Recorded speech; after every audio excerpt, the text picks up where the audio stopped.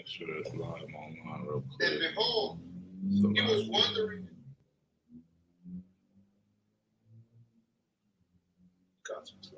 all right, no sweat. Let's clap it up.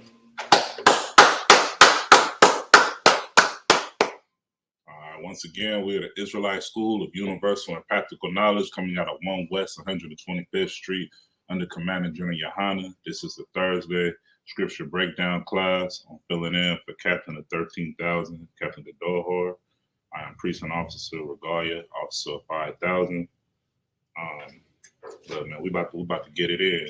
Like I said, this is a scripture breakdown class. This is for all Blacks, Hispanics, and Native American Indians all throughout this, you know what I'm saying, on the face of the earth.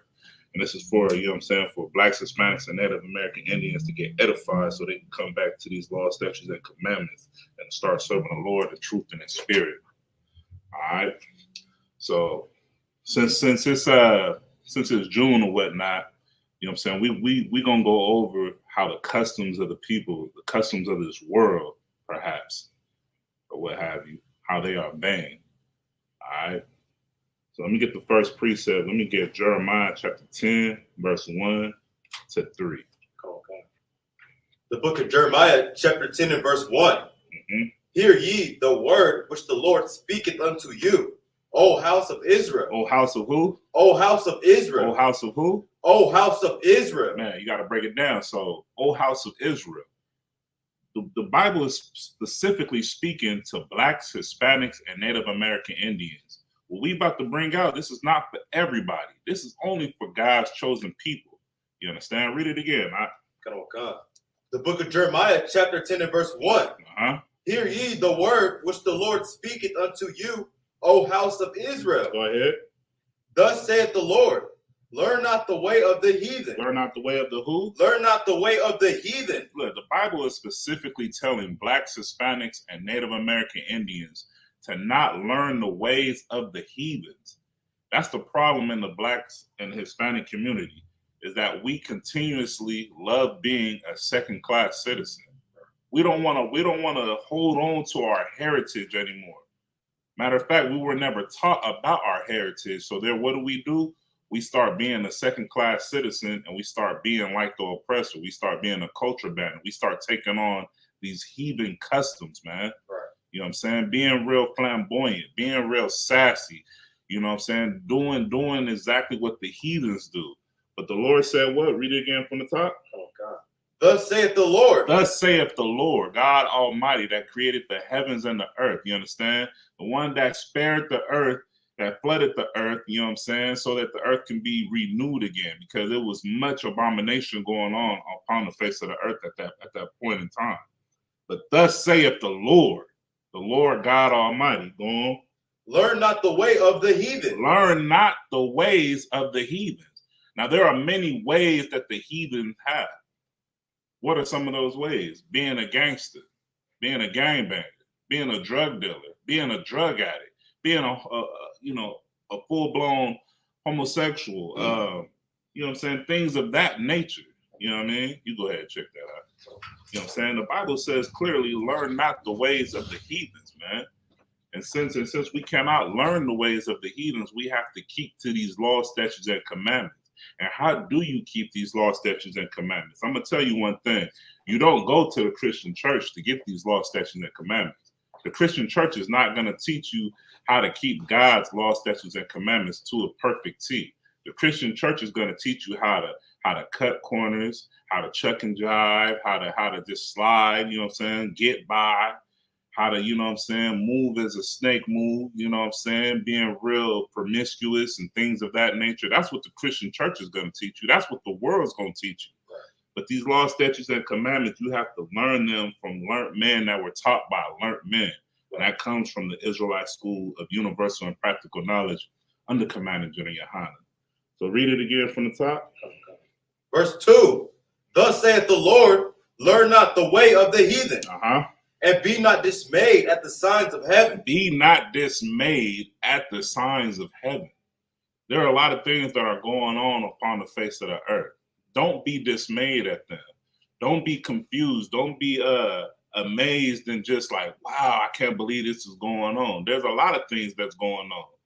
There's been man on man aforetime, way before you and I was even thought of. You know what I'm saying? They was doing all types of works of evils and works of abominations and things of that nature. You know what I'm saying? Hold on real quick, Israel.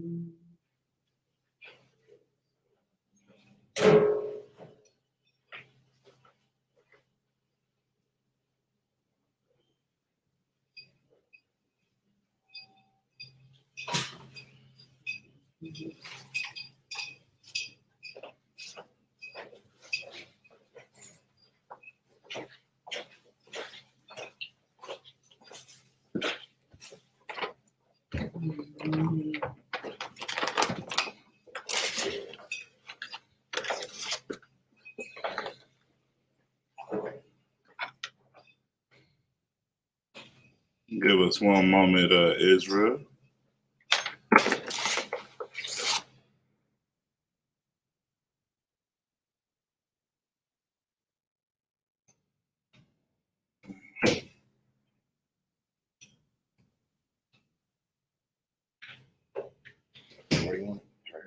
Yeah, that's the wild. You can do it right there. The wild.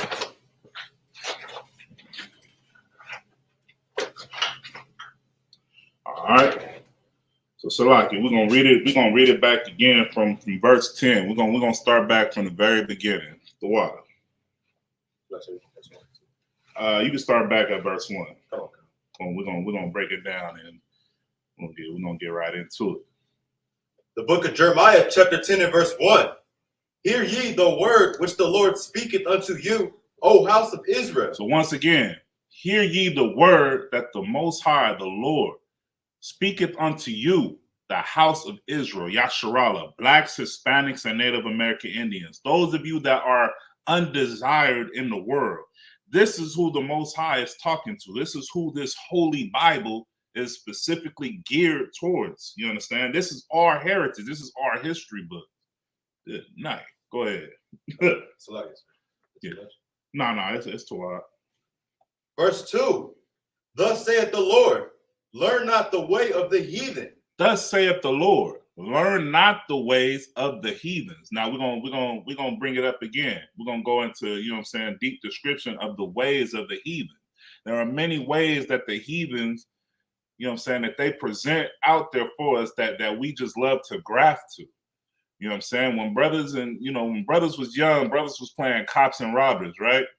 Brothers never wanted to be the cops. Brothers always wanted to be the robbers. You understand? You as well, right? When you was a youngster.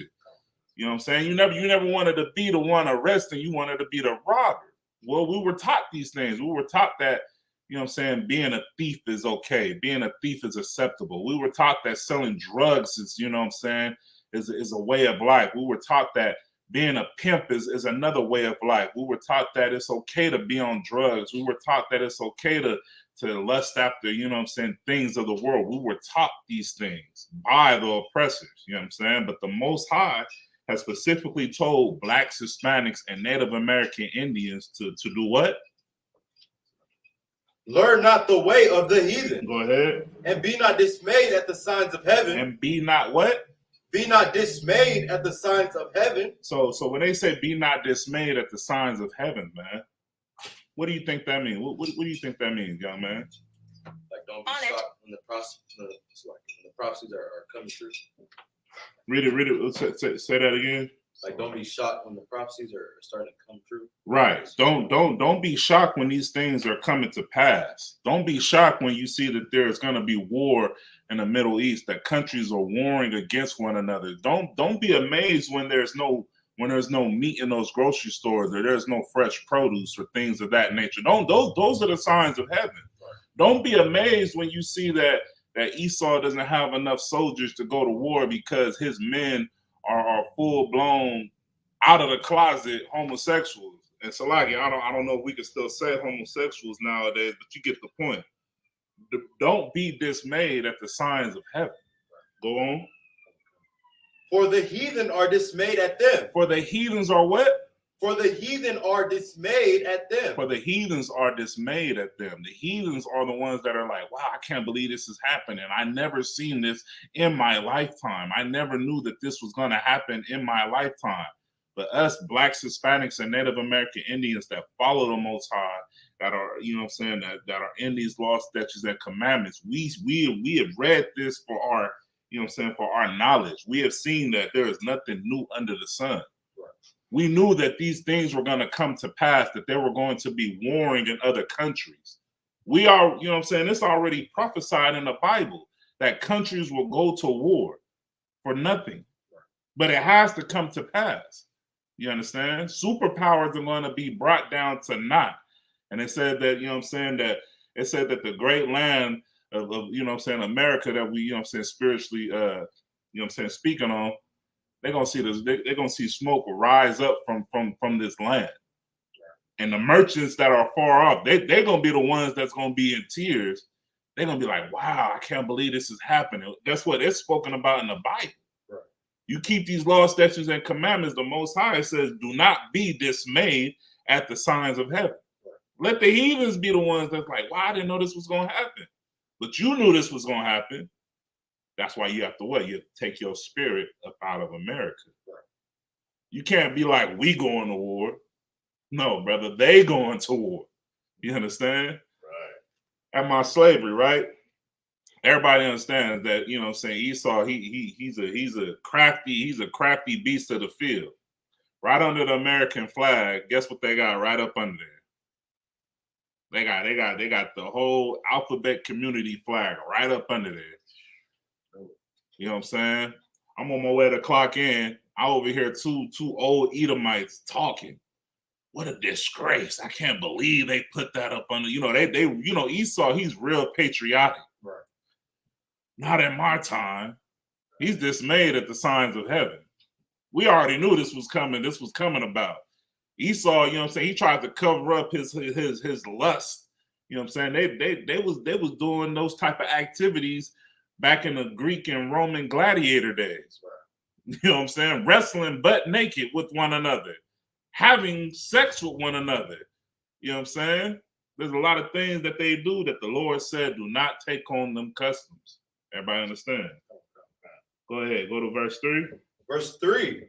For the customs of the people are vain. For the what? For the customs of the people are vain. Give me the definition of vain. You could drop that and then I want to go to Leviticus chapter 20, verse 13. Yeah, let me get the definition of vain.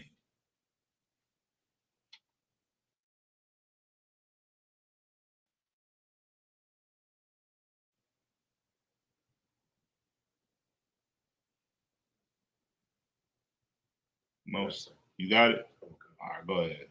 This is the Merriam-Webster's definition of vain. Vain, V-A-I-N. Go ahead.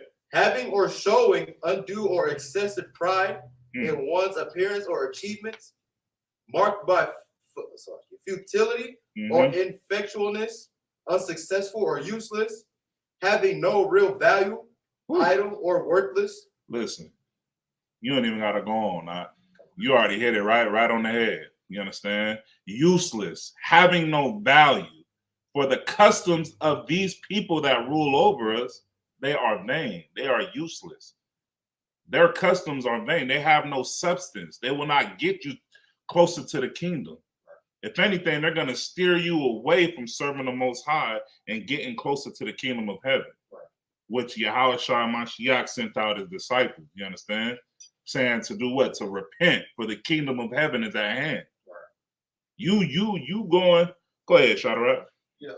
So when you saying be the heathens are dismayed by the signs in heaven, You know, can that also mean that zodiac sign that they be looking at and depending All on?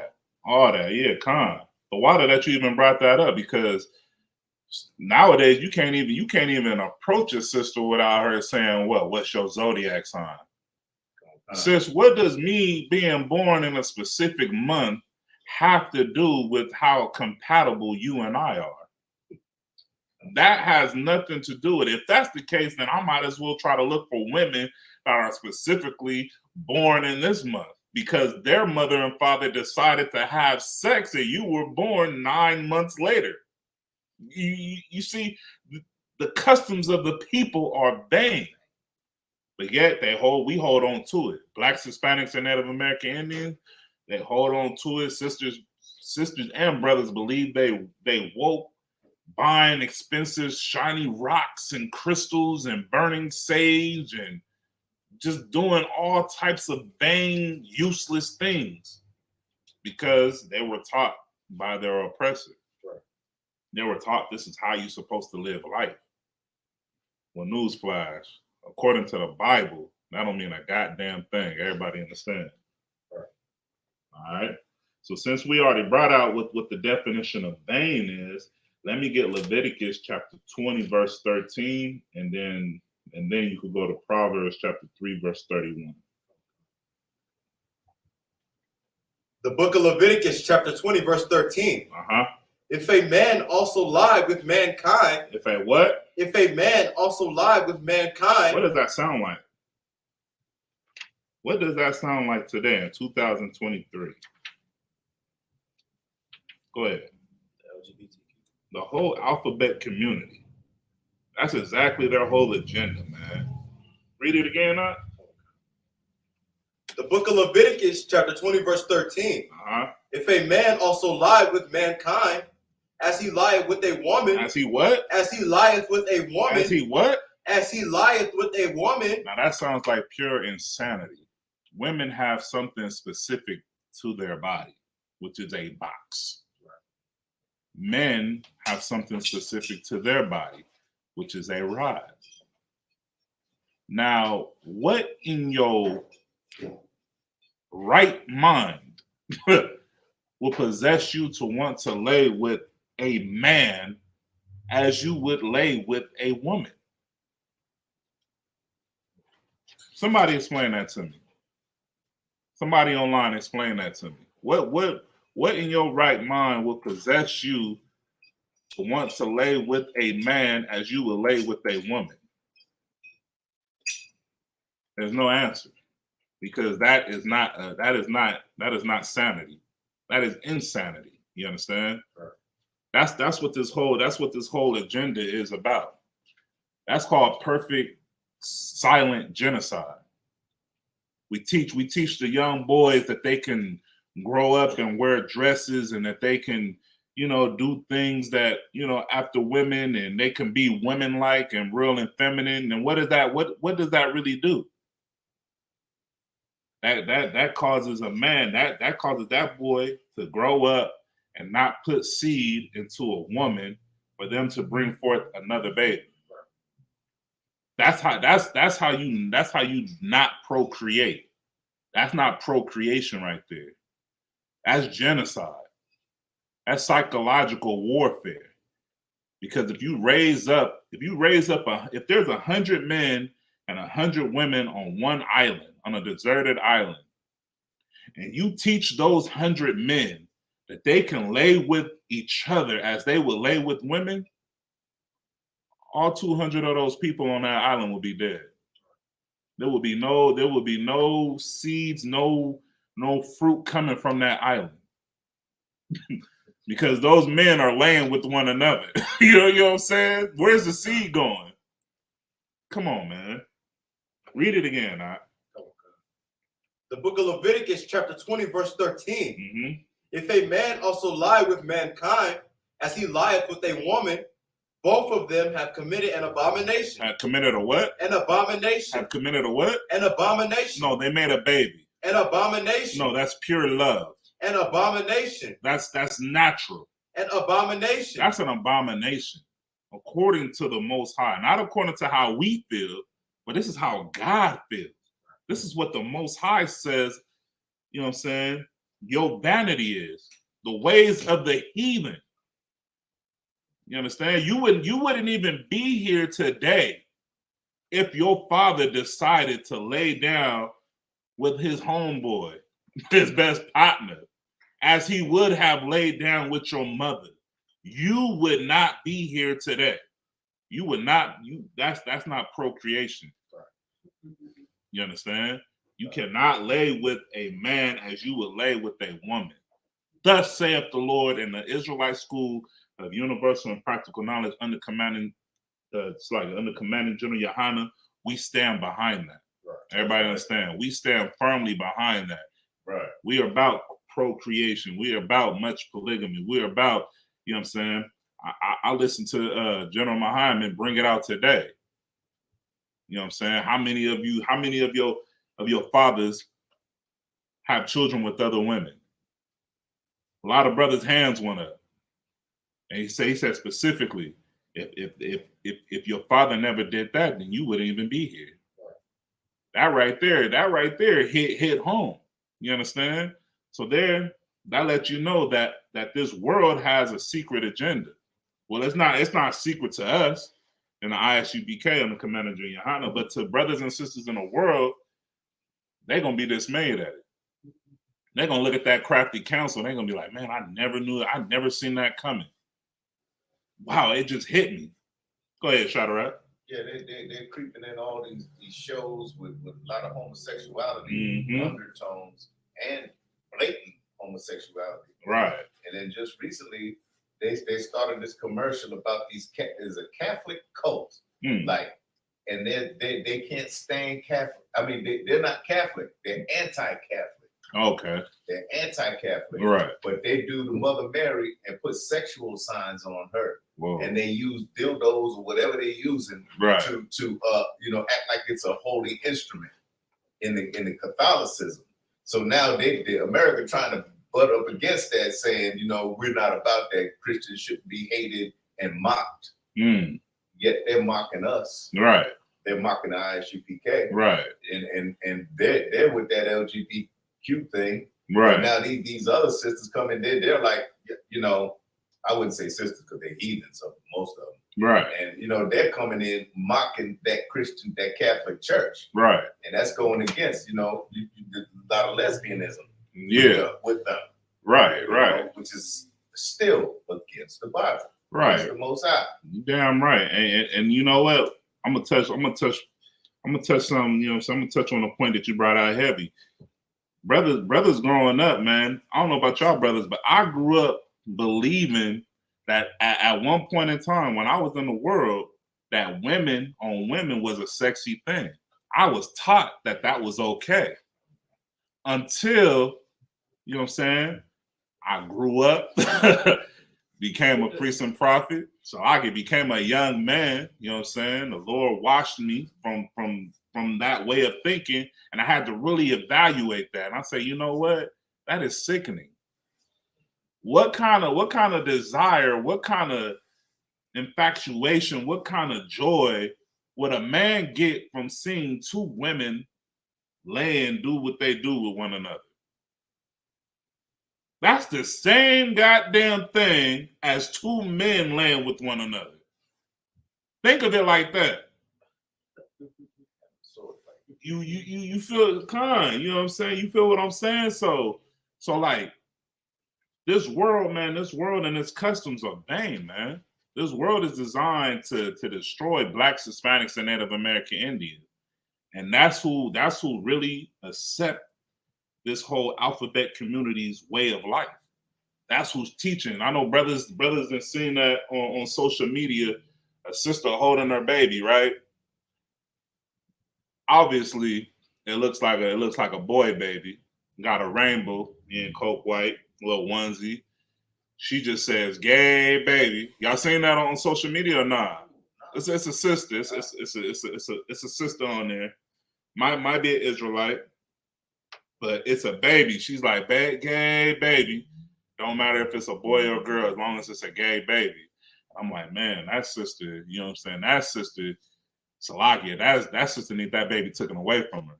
You know what I'm saying? That baby needs to go to a righteous family so that that baby can grow up and be exactly what God, the Most High, intended that baby to be. But with chaos like that going all throughout the world, because that's just on social media. It ain't no telling how many homes is like that. You know what I'm saying? That's a broken home right there. That's death and destruction. You understand? That's traumatizing. Imagine growing up and coming up out of that, and how, you know what I'm saying, you know what I'm saying, you just better thank the Lord that the I.S.U.P.K and the Commander in Chief YAHANNA is here, man, to set the record straight, man. You understand? That the customs of these people are bang. And look how lost our people are. Let me get Hosea chapter 4, verse 6 real quick. You can still hold the next precept of Proverbs or whatnot. You know what I'm saying? Things like that is just crazy as hell, man. I need, after Hosea chapter 4, verse 6, I need Proverbs chapter 3, verse 31. Hosea 4-6. Come. The book of Hosea, chapter 4, verse 6. Mm-hmm. My people are destroyed for lack of knowledge. Read it one more time. My people are destroyed for lack of knowledge. There it goes again. My people, hear ye the word, O house of Israel. My people. Bible, the Most High, is speaking to a specific people once again. You know what I'm saying? The Most High wants a specific group of people to procreate once again. Be fruitful and multiply, to not take on the customs of these heathens. Read it again. The book of Hosea, chapter 4, verse 6. My people are destroyed for lack of knowledge. My people are what? Are destroyed. Are what? Destroyed. No, saved. Destroyed. Look, my people are destroyed. How are we destroyed, man? We partake in everything but serving the Most High. You know what I'm saying? You got something? Go ahead, shout it out. Yeah, I was just speaking with a female that I just had to drive. I took her home from work today. Right. And she was like, I was showing her in the scriptures in 1 Corinthians, I believe, 13, and I forget the verse, but it was saying how a woman should keep silence in the church. And it's a shame for a woman to speak in the church. Right? Okay. And she was like, oh, I got a lot of women pastors that I like. See? Right. And she was like, because she's kind of listening to what we talking about. Right. And she was like, it just took her aback. Like, that's that lack of knowledge. Right. I said, that's that lack of knowledge. You know, she should be able to speak. She thinking she should be able to speak and do this and do that. That's why women, I said, that's why women are tore up today. Yeah. You know, she agrees with you know, black women being loud like they are, and all women now being all forward like they carrying, you know, like they the man. Right. You know, but now she's hearing these women pastors and she's thinking that that's the way. And when I showed her in there, I said, look, now you argue with the Most High. Don't argue with me. And she was like, oh, I see. I guess I got it. But I can't take that up with the Most High because that's the Most High. I said, yeah, correct. Exactly. Correct. You know, and if you know what I'm saying, if our women, if they were humble and actually understand that this Bible is primarily about, you know what I'm saying, about warfare. The reason that we don't have women's teaching and things of that nature is because this is all about spiritual warfare. You know what I'm saying? We don't want our women on the battlefield. You know what I'm saying? You're not a queen. You ever play chess? Well, there's a strategic thing that you got to do. You got to do it. I know you know where I'm going with it, right, Shara? In a way, yeah. As far as how do you checkmate? Go ahead. Make sure the king don't got nowhere to go. But why won't the king have anywhere to go? Because you took out the queen. So therefore, the king is only limited to move to certain. You understand? Everything you got to think. When it comes to this spiritual warfare, you got to think like your enemy. Think how your enemy will hit you. Your enemy's gonna get you where it hurts. He's gonna hit you where it hurts is with your woman. The woman's gonna kick you out your house. Woman gonna put you on child support. You know what I'm saying? The woman gonna teach your children that you a deadbeat. So then she gonna get a sister. Now it's about to be Father's Day. Now she's the mama and the daddy. Father's Day is about her. Things of that nature. Even though we don't, you know what I'm saying? And I.S.U.P.K, we don't give a damn about Father's or Mother's Day. You know what I'm saying? Every day is Father's Day, Mother's Day. You understand? You know what I'm saying? Love your father and your mother. You know what I'm saying? And by you honoring them, you know, you keeping these laws, statutes, and commandments. You're not out here causing all types of harms and, you know what I'm saying, running up a muck and things of that nature. Go ahead, Shadrach. Yeah, you know, and then like you said, the father and the mother. So this Father's Day, you're going to see a lot of mothers and hear a lot of mothers say, yeah, I was the man in the house. Exactly. I was the man in the house, and my son came out fine, you know? And he might be a flaming, you know what? You know, and Houghton, you know, it's a lot here. The brother brought out was heavy. You know what I'm saying? It's going to be about them. They're going to feel entitled. They're going to want to boast because they can't keep a man in the house. You know what I'm saying? Things of that nature. And that's just the way of the heathens. That ain't got nothing to do with the Most High. You know what I'm saying, sis? You shouldn't be boasting because there's no man in the house, sis. You should want a man in the house. I'm pretty sure your other side of your bed is real cold and lonely. I don't know any sister upon the face of the earth that has a man that wants to sleep alone. You dig what I'm saying? So let's read Hosea chapter 4 verse 6 again before we go to Proverbs. We about to go in on how we about to go in on this month. You know what I'm saying? How they didn't foreshadow, even though Juneteenth doesn't really benefit Blacks, Hispanics, and Native American Indians anymore. But you see the agenda. You see how whatever we have, whatever little piece of blackity we have to this country, tied to this society, is going to be blotted out. Eventually, Black History Month is not going to be Black History Month anymore. Everybody understands that, right? You see how they quietly did Juneteenth? Juneteenth, when did Gay Pride Month become June officially? Because I remember a couple years ago, we were able to go to all types of Juneteenth, and it was just, you know, June was just a blackity black month. Now June has become Pride Month. They teach it in your schools. They got it propaganda in your slavery. You know what I'm saying? These are just the ways of the heathens. Just one of their ways. They want you to accept their way of life. But they can't accept our way of life, of keeping these laws, statutes, and commandments. They can't accept our way of life of keeping a strong man in a home, in a household with a strong woman. Now, when I say a strong woman, I'm talking about a sister that keeps these laws, statutes, and commandments, that understands that they're structured. That's a strong sister. Right. That every brother, you know what I'm saying, should want. You don't want no weak woman that's going to let Esau come in and kick you out and got your clothes in the closet in a trash bag and telling you that I got an inspection, that I got to go and do this. No, you want you a strong woman. That's where them strong women are. Them strong women are right here in the I.S.U.P.K on the Command of Yahanna. Right. You understand? But read that again, Hosea chapter 4, verse 6. The book of Hosea, chapter 4, verse 6. Mm-hmm. My people are destroyed for lack of knowledge. There you go. My people, Blacks, Hispanics, and Native American Indians, this is the reason that we are destroyed. You can drop that. Go to Proverbs chapter 3, verse 31. We are destroyed because we lack the knowledge. What knowledge do we lack? We lack these laws, statutes, and commandments. The things that we just read over. See, in a Christian church, we were taught what? The 10 Commandments. And that's it. The Bible is full of laws, statutes, and commandments and how you are supposed to live your life on a day-to-day aspect, on how you're supposed to keep your integrity up when you are by your lonesome, on how you're supposed to deal with brothers, how you're supposed to deal with sisters.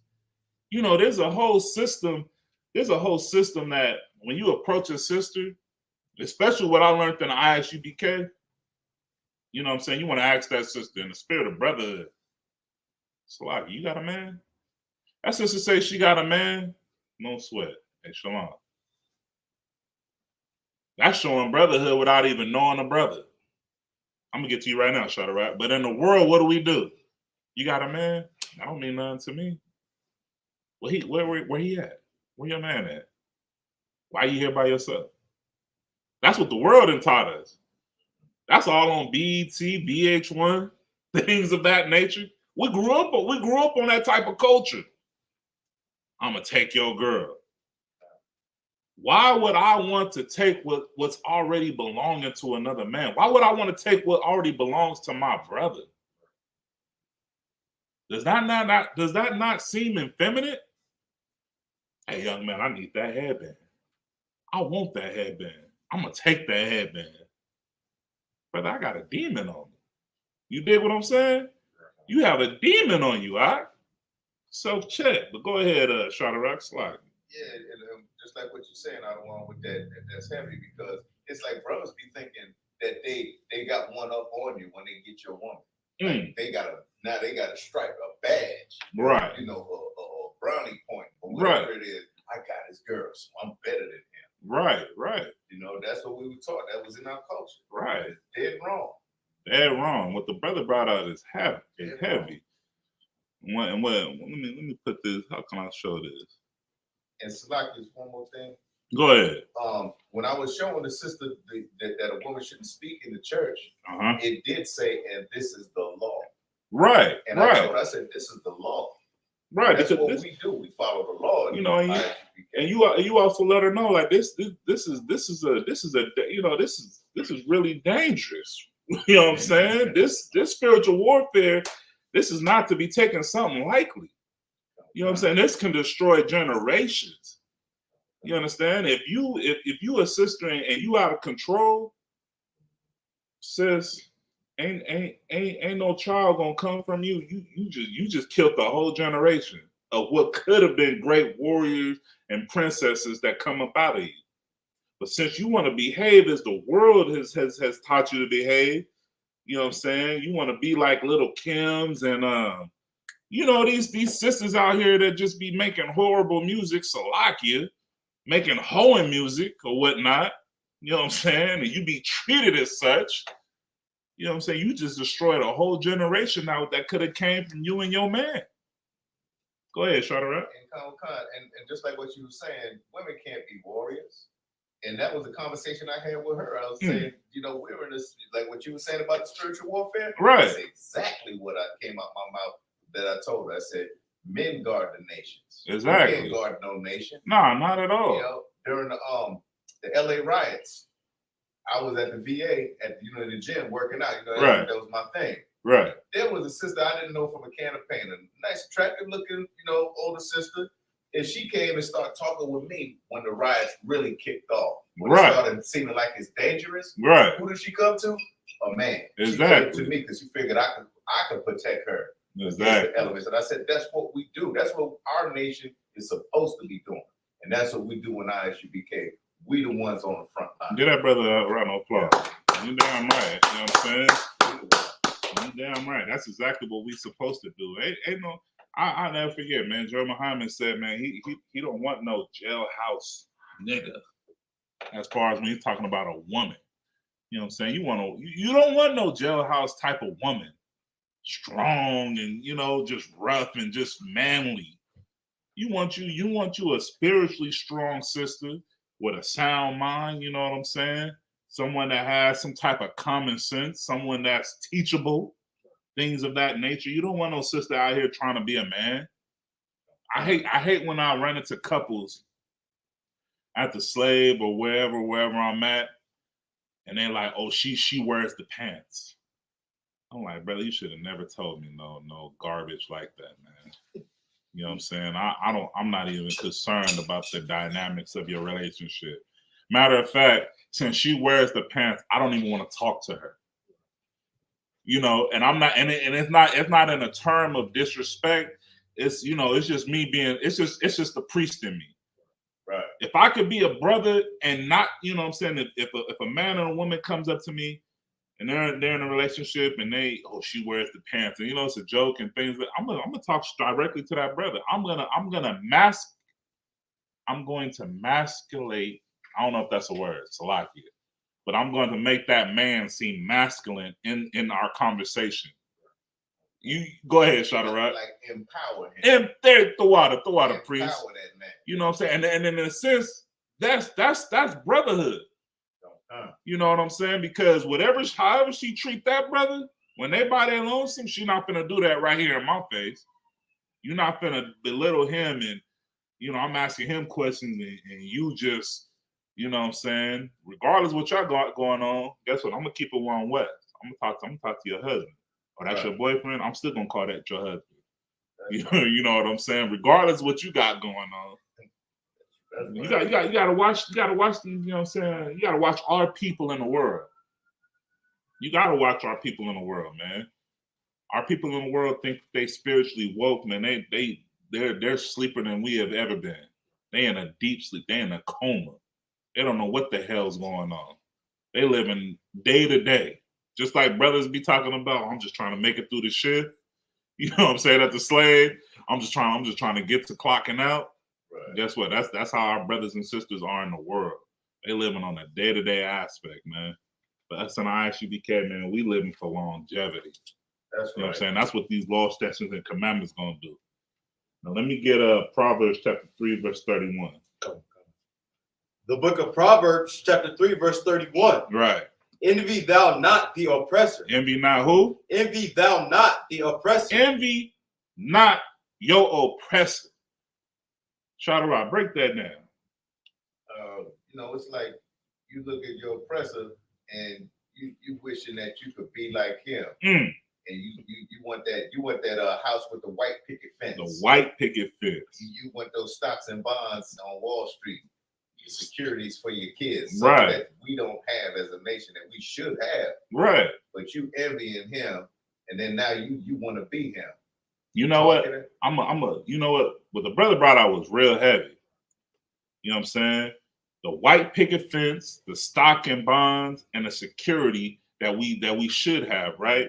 As far as on a financial, but we do got some. We got a security that the world does not have, that the world will never be able to comprehend, which is right here in this Bible.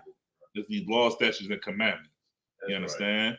Right. Once we come back to these laws, statutes, and commandments, I'm paraphrasing. I believe it's in Deuteronomy. Somebody could give it to me where it says that the nations, once we keep these laws, statutes, and commandments, the nations will look at us as a wise and understanding nation. If you could get me that and still hold that precept, because what Shadrach brought out was heavy. It was a perfect breakdown from an officer in the I.S.U.P.K, man.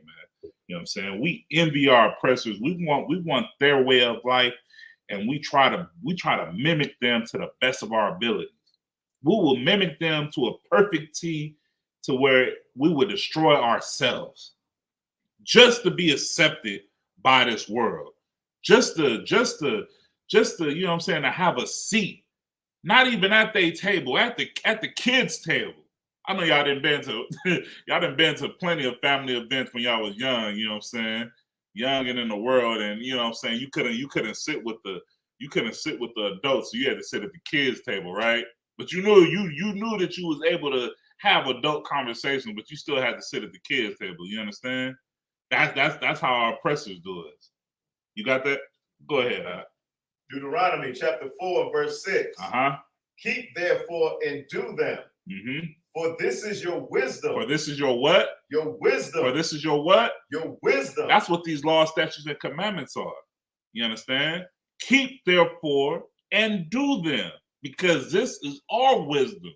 This is how, you know what I'm saying, they could walk down the street and they could be like, man, this young brother, man, he probably not even 18, he probably not even 21, he probably not even 14, but he's just on a straight path. That's a wise, bro. That's the wise homie. You know what I'm saying? You always wanted to be the wise homie in the world. You thought you was the wise homie because you never got locked up. The police don't know your name. You was able to get away with doing your dirt crime free. That's what we thought was the wise homie in the world. You was the wise person. But in the truth, when you grow up, when I say grow up, I'm not talking about age. I'm talking about the Lord is working with you. The Lord took that childlike mindset that you had, that you was so comfortable. You was warm. You know what I'm saying? It was like a cover. It's like a blanket. He took that off of you. Then you seen the world for what it was, and you was like, damn, boy, it was real cozy back in the day. Me thinking the way I thought. Now I got to think on a whole nother level. It's getting a little brisk out here, man. You understand? Now I'm thinking different. Now I see the world for what it is. I see the traps and the snares that are laid. You know what I'm saying? Dang, I could have fell into that deep ditch, or dang, I could have been murdered over there. You understand? Like, you know, you see these things. That's what it means to be wise. You understand? You wonder why your grandparents died because of high blood pressure? That's because they didn't have this knowledge. They didn't have these dietary laws. They were only taught about the 10 Commandments. They didn't have no wisdom. They weren't taught to be wise. And I.S.U.P.K, we teach you, no matter how old you are in the carnal flesh, how to be wise, how to live again. Everybody understand? You know what I'm saying? You want to fight certain temptations, we're going to teach you how to be wise and fighting that spiritual battle. You know what I'm saying? We don't want to see you out here just messed up, down on your luck, constantly getting beat up. We've been beat up our whole goddamn life. Am I right or am I wrong? That's right. What the hell do we look like allowing you to be beat up in the world and to come into the I.S.U.P.K and to be defeated? That's not One West. One West, we are victorious, notorious for our victories.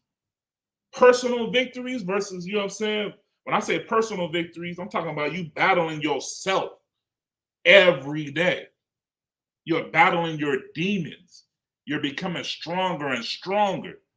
To now, brothers see you, they're like, dang, I need some of that, man. Not in a homosexual way. I'm not, you know what I'm saying, because I know it's Pride Month. I don't need nobody going left, because we on a straight path. Much polygamy. You know what I'm saying? Much polygamy. We talking about a brother talking about I need some of that zeal. I need that type of zeal in my life. I need the strength that this brother got. You understand? Like, how, man, damn, that brother got like 18 kids. I need that type of strength and patience. Versus someone in the world, dang, he got 18 kids? That nigga crazy. And what's crazy is that I hear people speak like this. I'm like, damn. There's nothing new under the sun. They don't want to see us be fruitful and multiply. They don't want to see us living up to our heritage, being great. You know what I'm saying? Go ahead, you go with me, man.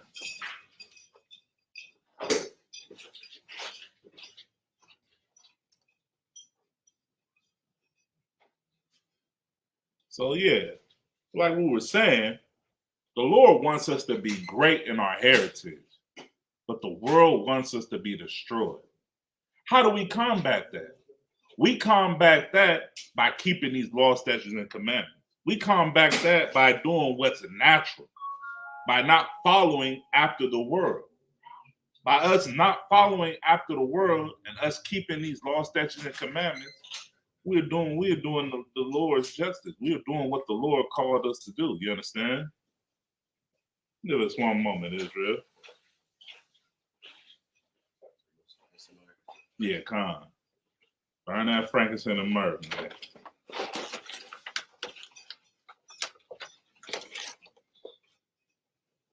The water too.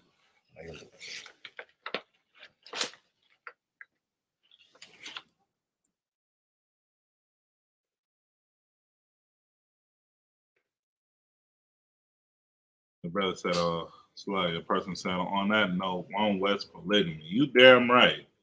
Be fruitful and multiply, man. You know what I'm saying? And you sisters that's out there that you know what I'm saying, y'all got baby daddies. You know what I'm saying? You should pray that the Lord sends you a righteous brother into your life to raise your kids, man. To give them that father that you ran out the house. You know what I'm saying?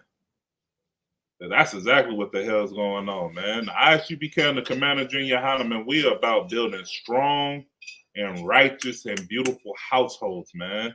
If you's a, you know what I'm saying, if you's a Judite brother, man, go get you a sister from the northern tribe. If you know what I'm saying, if you a brother from the northern tribe, man, go get you a sister from the southern tribe, man. It makes no difference, man. It's beautiful in the sight of the Lord, man. You understand? Might be able to make different moves that you was never able to make in, you know what I'm saying, in the world. What's going on, Chris? Good to see you. So yeah, if I could, let's jump back up to Proverbs chapter 3, verse 31. Okay. So like, I forgot to ask. Is there any questions? You got any questions, brother, off topic? What about you, Charlotte? You got any questions off topic? What about you, Malak? You got any questions off topic? Any questions in the room? No sweat. No sweat. All right. So let's go. You know what I mean? Hey, Charlotte. Good. Yeah, man, it's better, brotherhood. So yeah, let's go back to Proverbs chapter 3, verse 31. Okay. The book of Proverbs chapter 3, verse 31. Envy thou not the oppressor. Envy thou not the oppressor, man. Now listen, I know I already touched bases on it, but we got to touch. We got to go in because the oppressor has called blacks, Hispanics, and Native American Indians to err in their ways. You understand? Malak, you good on the strong? Oh. Okay. You want some? Go ahead, brother. Get down.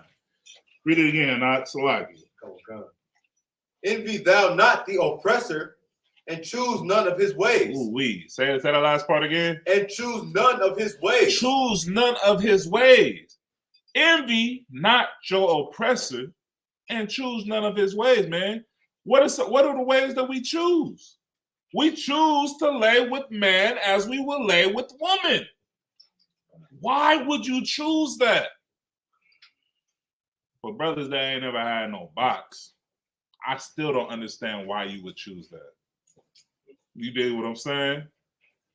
You wouldn't be here if your father chose to lay with a man as he would lay with a woman. Choose none of his ways. Don't choose to be a gangster. Choose to be something righteous. If I would have known, everything is in the Lord's time. You understand?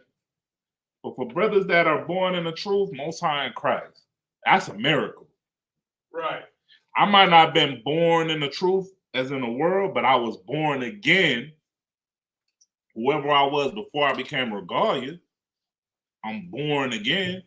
All those past sins and past ways of life are dead. You know what I'm saying? They are dead with Yahweh Shai Mashiach. And now I continuously walk in the truth. You understand? We don't choose the ways of the world. Right. The brother Sluggy, sister said, folks thinks it's cool or just see, monkey do. You damn right, sis. And that's a damn shame, man. You know what I'm saying? Since when did the salt of the earth, you know what I'm saying, become followers and not trendsetters? Go ahead, Malak, man. I don't want to add to what you said, because what you putting out is heavy, right? I'm tripping out on what's going on right now with the indigenous community, man. Like, right, this whole thing with the two-spiritism. All of a sudden, now there's two spirits. When you hear Gaddis, you thought of fierce masculine warriors. Now all of a sudden they're, you know what I mean? Right. Like, you just see the agenda. I never heard about that going. Now all of a sudden. Exactly. You know what I'm saying? Go ahead, Shadrach. And to piggyback off of what you were saying about the LGBTQ, I think that's what you mean, priest, about the two spirits, right? Kaukan. Okay, now let's look at Revelation 11:8. I'm gonna read it. Go ahead. If I may. Revelation chapter 11 and verse 8. And their dead bodies shall lie in the street of the great city. And that's America. Right. That's the great city. Which spiritually is called Sodom. Spiritually called what? Sodom. And what's going on out here? It's a lot of good nights. Go ahead. And Egypt. And what? And Egypt. So not only was it called the land of Sodom, but it was also called the land of bondage, which is Egypt. Go ahead. Where also our Lord was crucified. Go ahead. You know, there it is right there. You know, spiritual Sodom. That's why America got to burn. America, not only America, but it's sub-fractions, it's allies. You know what I'm saying? Everything that's attached to this kingdom must burn, thus saith the Lord. Everybody understands that, right? That's all of our oppressors and their enemies are going to suffer for what they have done to Blacks, Hispanics, and Native American Indians, man. You know what I'm saying? There's a way to live, and then there's a way not to live. That's why the topic of the class is that, you know what I'm saying, our oppressor way, the ways of this world is this vanity, which like the young man brought out in the definition, which means useless, have no meaning, no substance, no foundation. There's no growth, there's no life coming from their way of life. The only way of life is in these laws, statutes, and commandments, which is in this Bible that was only given to Blacks, Hispanics, and Native American Indians. Everybody understand? Oh, God.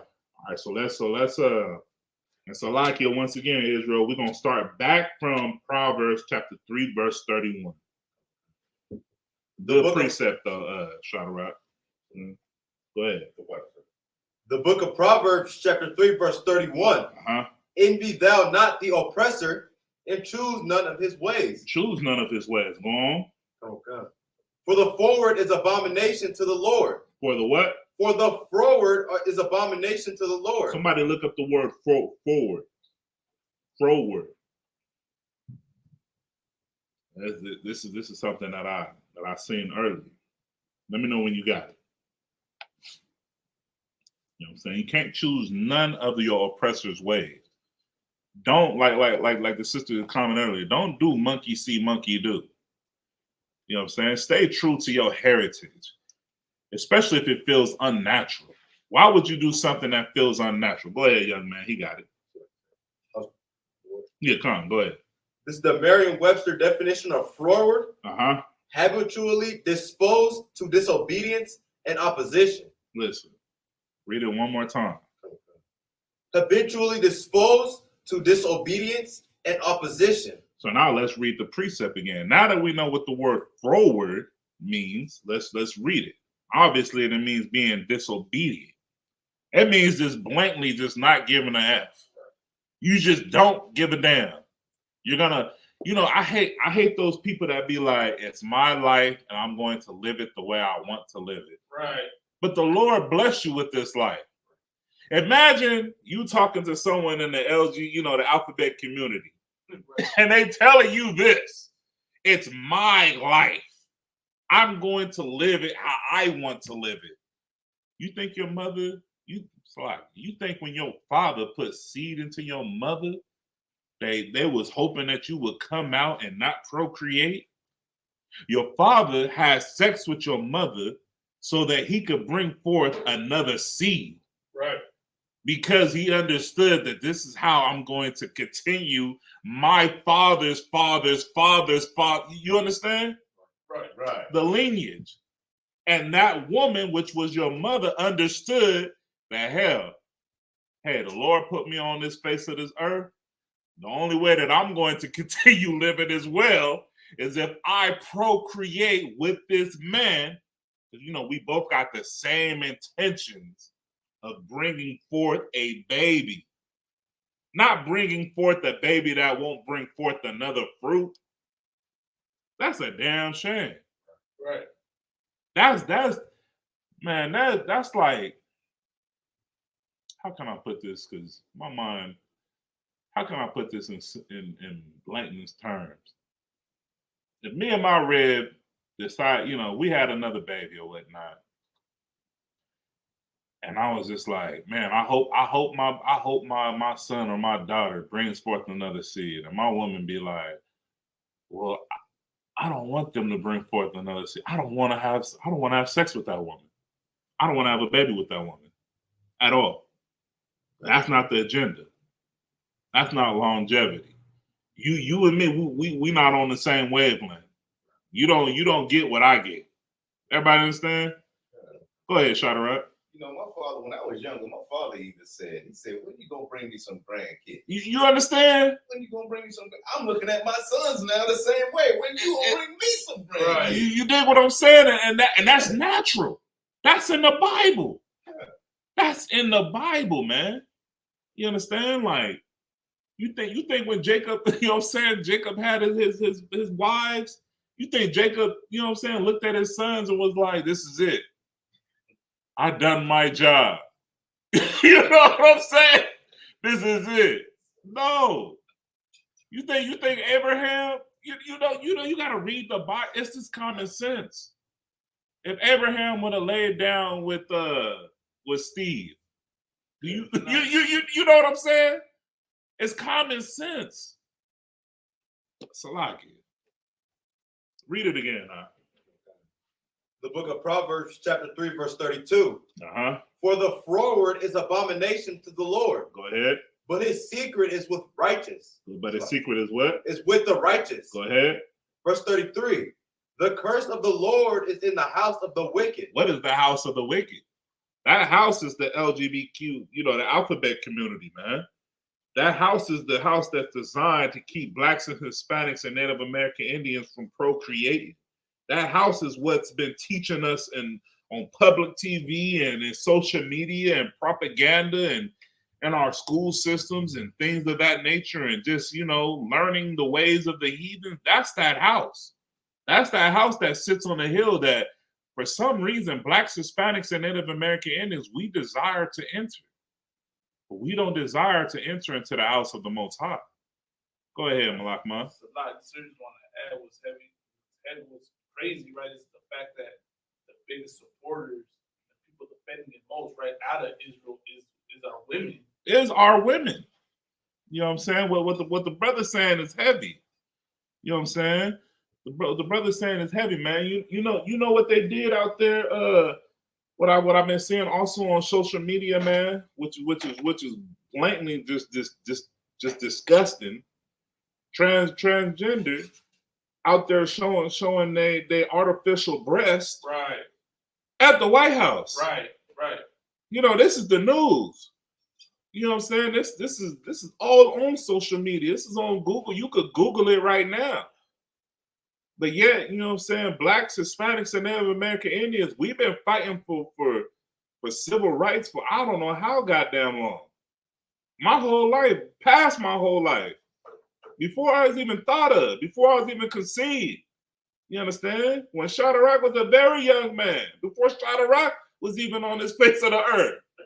Our Blacks, Hispanics, and Native American Indians, we've been fighting for little rights, and a man with artificial breasts gets to show his breast on, you know what I'm saying? And Joe Biden went and took a picture with him. That lets you know the type of, the state of emergency that this country is in. Go ahead, Shadrach. And what you were saying, I want about the man saying I can do whatever I want with whatever I feel like I want to do. Mm-hmm. I could do anything what I want to do, what I choose. Just like the woman say, this is my body and I can do what I want to do. We're going to have an abortion. Come on. Pro-choice. Pro-choice, man. Pro-destruction. You know what I'm saying? Whoa, death and destruction. Onto the unlearned. Yeah, damn, that's why you a priest and prophet in the I.S.U.P.K, man. Under Commander YAHANNA, man, you got to take your job serious. You have to let them know, man, this is much polygamy over here. Damn right. Brother, we man, listen, straight and narrow is the way. You dig what I'm saying?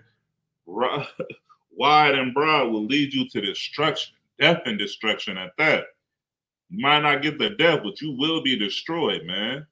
How you gonna face? Listen, man, think of it as a psychological matter. You commit some horrendous, some horrible acts with another man. How can you stand and look yourself in a mirror? I don't know how you could do it. I ain't even gonna say you better than me, because the hell with that saying, you better than me. Nah, brother. I wouldn't even want you to be in that type of situation, in that type of predicament. You know what I'm saying? You got to do what the Lord says to do, man. Right. But yet, like I said, we got these, you know what I'm saying? We got these transformers out here, man, showing their artificial parts. And social media eating it up, and America just supporting it. But yet they killing blacks and Hispanics and Native American Indians on the daily. Hell, let me bring it home. Yet they still got our Hispanic brothers and sisters, you know what I'm saying, in them detention centers. Right. Yet you can't even be black and Hispanic or Native American Indian and be sure that you're going to make it home tonight. But you got to give your rib or your kids an extra, you know what I'm saying, kiss and hug because you know what I'm saying, because you understand the state of emergency that this might be the last time that you come home. You understand? Being racially profiled. Oh, it was a black man with a gray shirt. There's many black men with the gray shirts on. Oh, it was a Hispanic brother with glasses. There's plenty of Hispanic brothers that wear glasses. That got a beard, that might, you know what I'm saying, got braids or no hair. You know, it's things of these type of circumstances that we got to take into consideration, and yet the world accepts that type of garbage. Man, this world's gonna burn. This world's gonna fade away, and a new righteous is gonna be in leadership. Thus saith the Lord.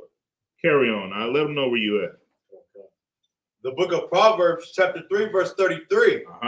The curse of the Lord is in the house of the wicked. And that's what a curse is. The curse of the Lord, you know what I'm saying, is in the house of the wicked. Go on. But he blesseth the habitation of the just. Of the what? Of the just. And the just is you keeping these laws, statutes, and commandments. You trying to procreate. You trying to, you know what I'm saying, you trying to be the best Israelite that you can be to the best of your ability. You know what I'm saying? You still fighting your demons on a day-to-day basis. We understand them battles. We understand them battles that are won in secrecy. We understand. We understand that it's rough being an Israelite in 2023 and you go to the slave and they propaganda the whole Pride Month.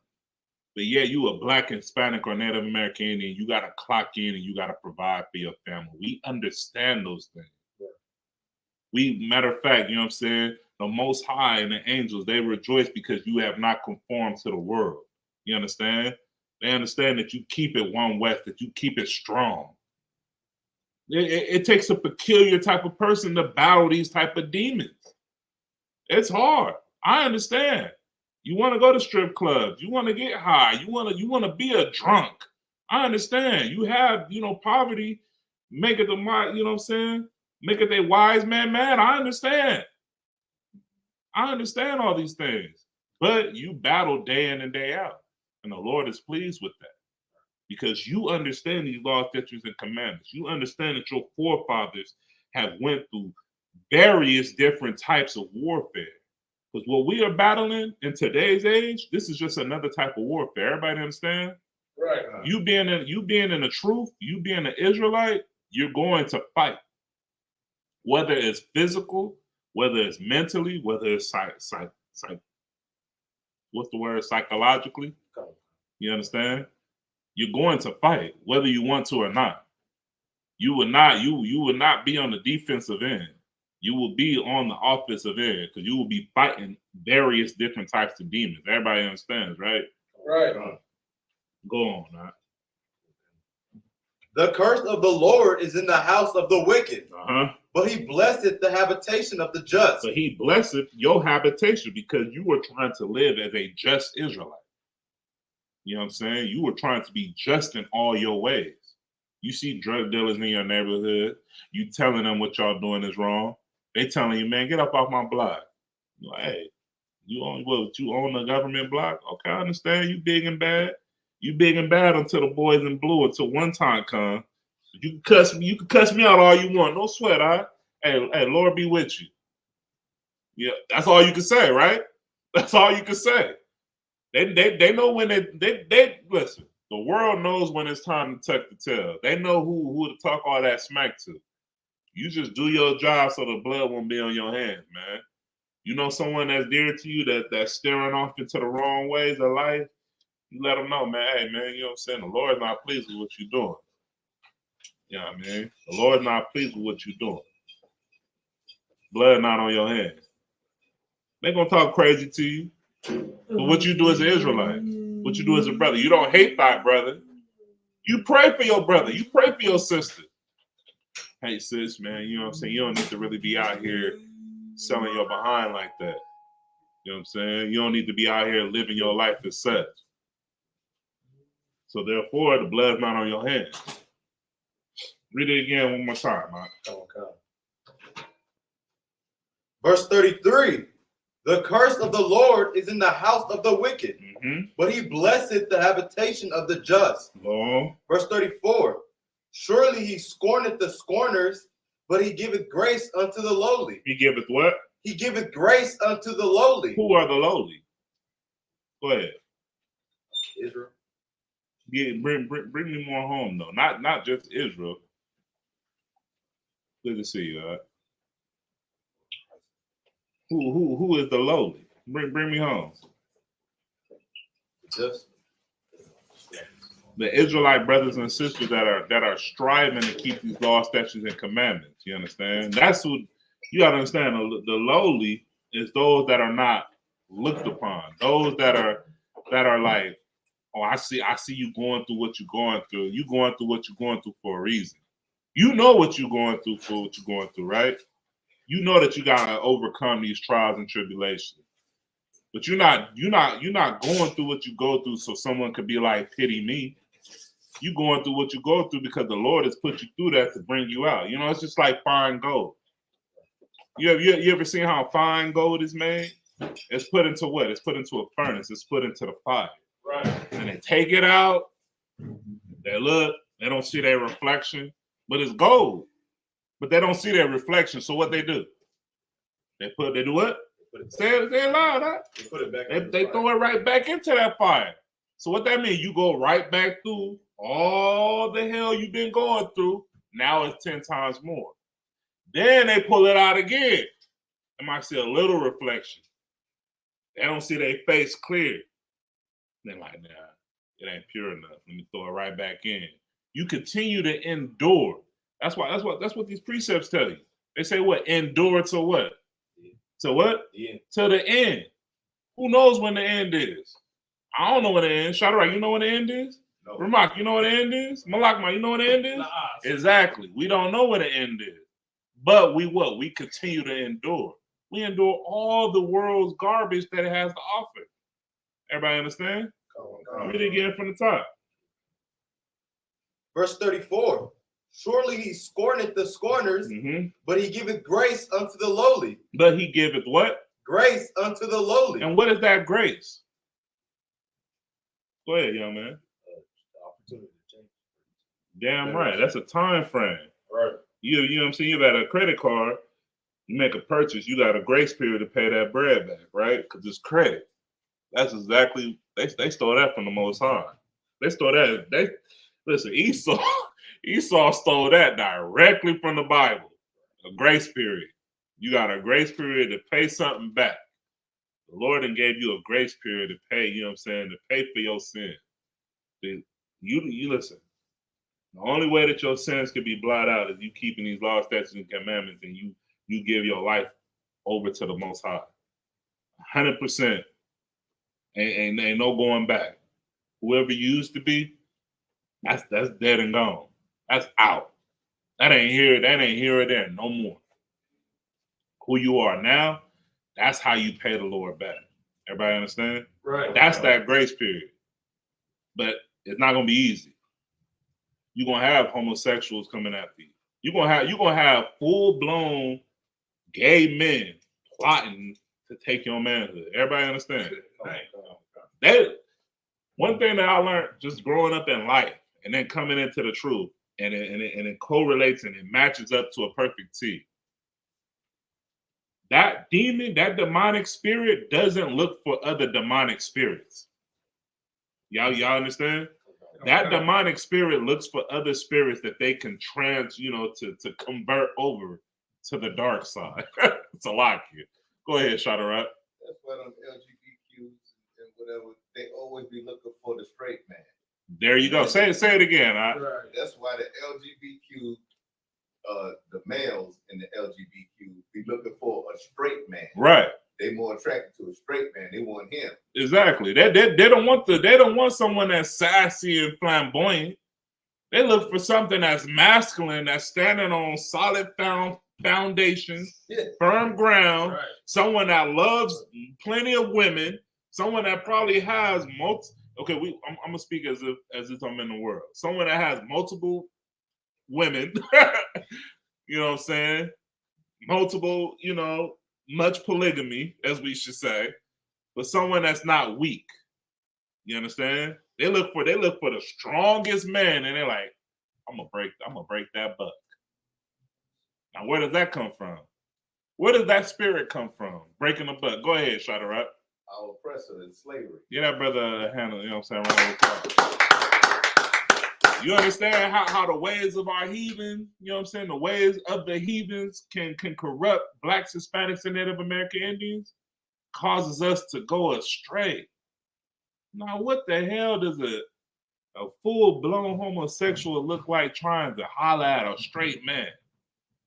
It's either gonna be one of the two. That's what they're looking like. Either I'm gonna get knocked out or he gonna knock me, you know what I'm saying? The other way. Either way, that demonic spirit is like a win is a win. Unfortunately. Which is wild as hell. That's why, man, this is a spiritual warfare, man. This is spiritual warfare. Ready to where you at? Come on. The book of Proverbs, chapter 3, verse 34. Is there any more of that strong? No. Go ahead. Surely he scorneth the scorners, but he giveth grace unto the lowly. Verse 35. The wise shall inherit glory, but shame shall be the promotion of fools. Read that again. The wise shall inherit glory, but shame shall be the promotion of fools. The wise shall inherit glory. Now, what is that glory that we should inherit? That glory is that we keeping these laws, statutes, and commandments, which we brought out in Deuteronomy chapter 4, verse 6, if I'm not mistaken, where these other nations will look at us and then they will say, "You already getting there, young man." Go ahead, read that again. The what? This is the glory. This is the glory that all Blacks, Hispanics, and Native American Indians chase after, man. The book of Deuteronomy, chapter 4, verse 6. Keep therefore and do them, for this is your wisdom and your understanding in the sight of the nations. In the sight of the who? In the sight of the nations. So listen, when the other nations, this is speaking about every other nation that's outside of the house of Israel. Everybody understand, right? Okay, so when the other nations look at us and they see that we keep these laws, statutes, and commandments, and that we are about pro-polygamy, and that we are about, you know what I'm saying, the Lord's work, and that we are about, you know what I'm saying, being fruitful and multiplying and raising up strong households, that we are about having a man and a woman in the household raising up children, you understand? And everybody has their specific roles, and that we live in perfect harmony.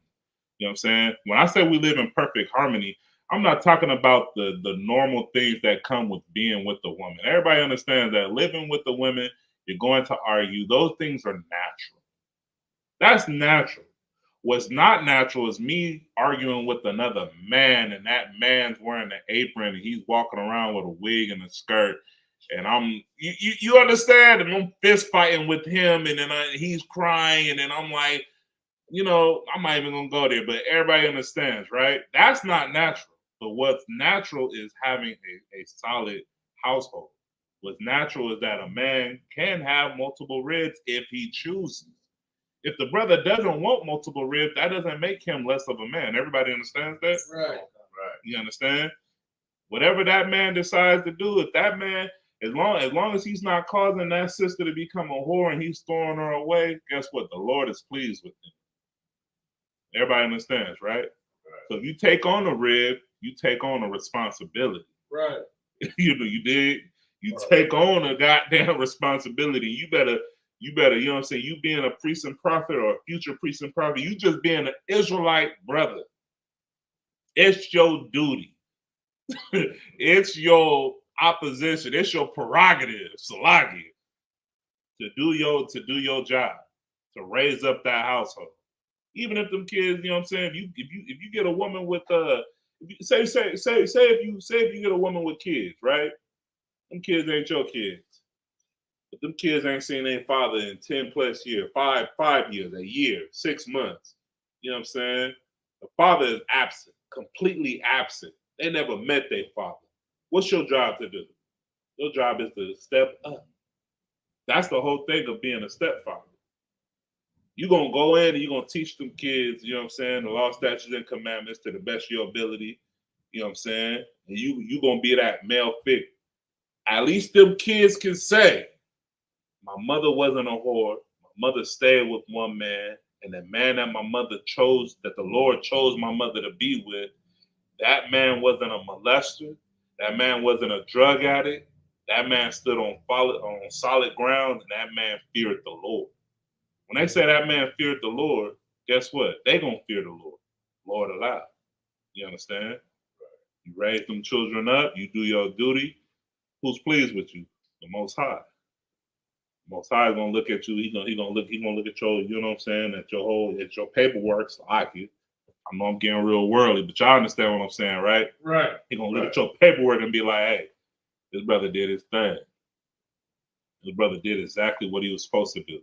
We put him in a position, you know what I'm saying? And you might be a brother that you know what I'm saying, you ain't got no kids, but you might love a woman that has 2 or 3 kids.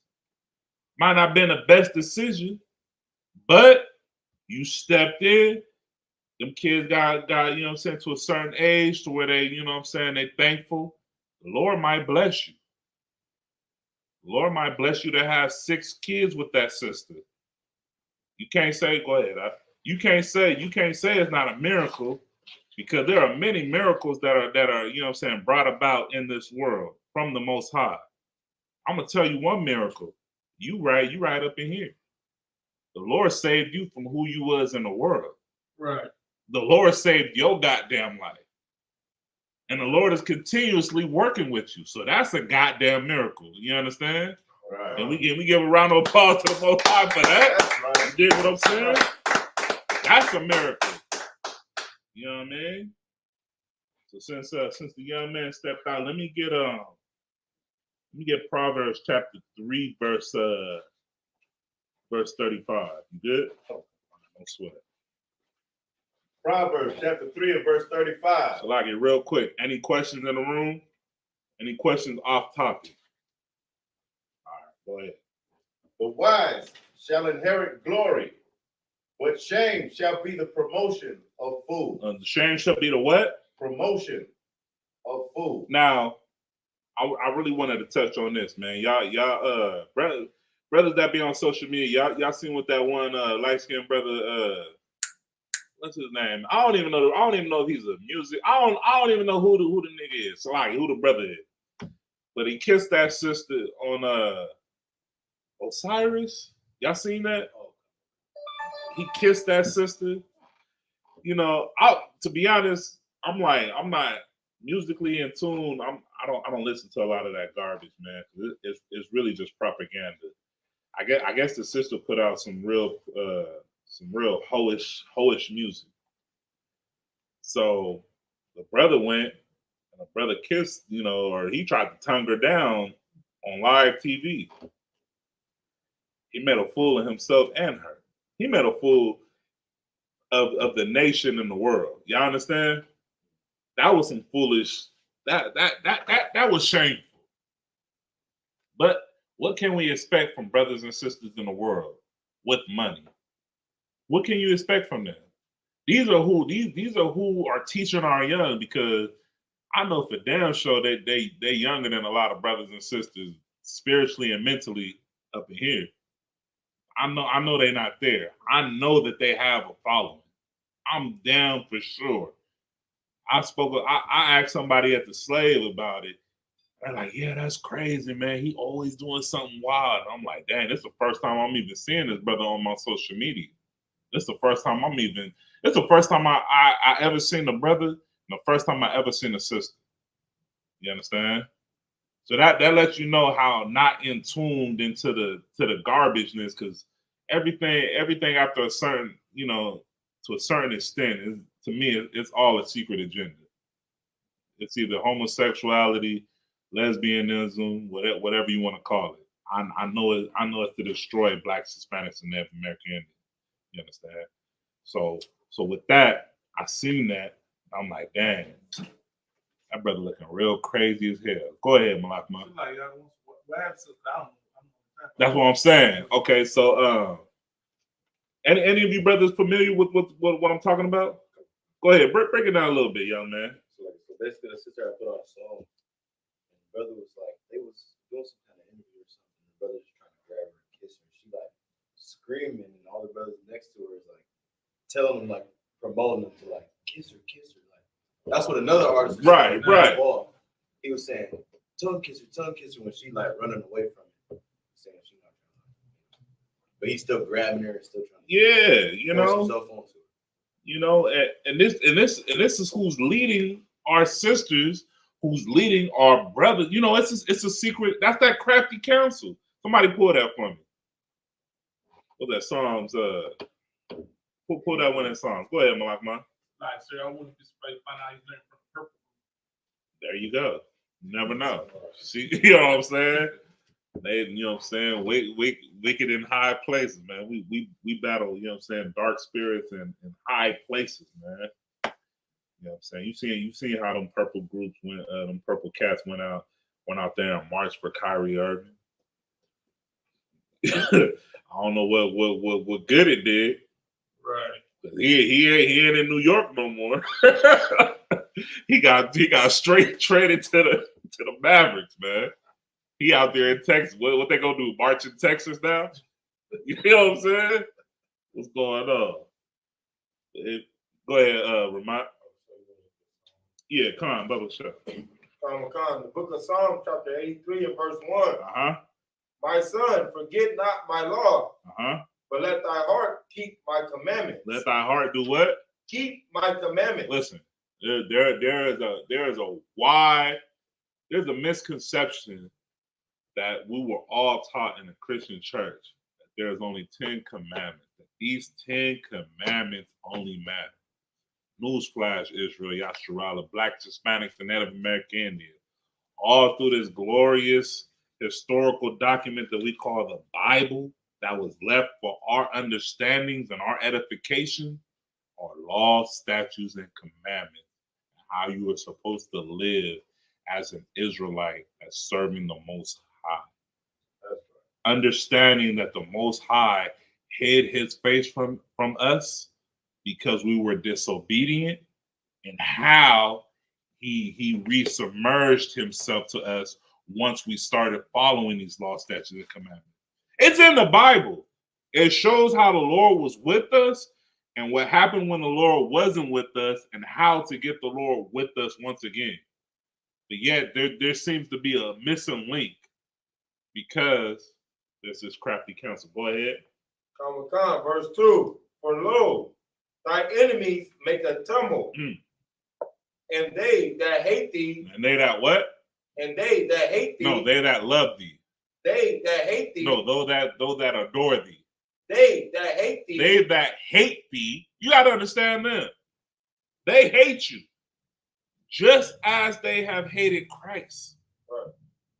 They hated Yahweh Shai Mashiach, the greatest person, the greatest man in the flesh that was led by the Spirit of the Most High.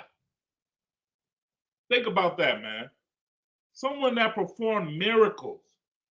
When Peter went and smote the ear of that brother, what did Christ do? He went and he put that brother's ear right back on. That's a goddamn miracle. If I was to see any brother do that, I'd be like, damn. And I'm rolling with that brother. And I'm like, damn, now I understand why they hate you. Right. Christ specifically said that they don't hate you because they hated me. Right. You understand? Right. That's why the world hates blacks, Hispanics, and Native American Indians. Right. Right. Because they hated him. Right. It's right here in the Bible. So when you get denied for loans, for home loans, car loans, credit cards, you get denied for trying to come up in this society, it's not because you don't got credit out. It's because they hate you. Right. That's right. They would rather see an Edomite, a Hamite, anybody that's a non-Israelite get a step ahead in this society versus you, because you know these laws, statutes, and commandments. Everybody understands that, right? Right. It ain't because you just not not sufficient. No, it's because they hate you. Right. They know something that you don't know. You like, damn, I know I got bad credit. I know I'm not gonna get approved, but I'm gonna try anyway. And they're like, all right, no. Right. No, brother, you is not buying a house out here at all. Because if we let you buy a house, we know you gonna tell your brothers how to get you. You understand? Right. Right. Why even give him the opportunity? You got to understand, man. This is psychological warfare. Right. The Bible clearly said there is nothing new under the sun. But yet, what are we bamboozled by? We are bamboozled by envying our oppressors. We trying to be so much like the world that we don't even see what the hell we doing. So we give all of our energy into the alphabet community. We give all of our energy into politics. We give all our energy into being like the world. And when we try to be like the world, we try to be the best. Right. It's like niggas try to be the best gangbanger. Right. And I'm from such and such and such and such. I wish a nigga would trip on me. Esau could come walk his Frenchie, come watch his cockadoo Spaniard in your neighborhood. Right. You gonna hold your pit bulls back and your Rottweilers and Dobermans for him, but let him walk with his little Shih Tzu all in your neighborhood. Shit on your grass. You ain't gonna say nothing to him. But let such and such from 3 neighborhoods down. Let him walk to your liquor store. You pressing him. You pressing him like a thumbtack. You got on the wrong colors. Where you from? Who your people? Where your grandma stay? Things of that nature. You know what I'm saying? It's all too relatable. Regardless if you Judite, regardless if you an Israelite, you know what I'm saying? Regardless if you from the tribe of Gad, you pressing your people to the 10th power. But let Esau walk his animal. You know what I'm saying? Let him mosey through your neighborhood. Let him go find a home that's on foreclosure in your block. It's a wrap. You won't say a goddamn thing to him moving into your neighborhood. You gonna actually go up to him and be like, hey, if you need anything, man, we got the candy house over here. Man, I know them kids bad as hell over here. Things of that. You understand? It's like, Cap, you want it? Come. You understand? Things of that nature. You press Esau, but you won't press your brother and your sister. No, Slocky, you will press your brother and your sister, man. You understand? Slocky, where we at again?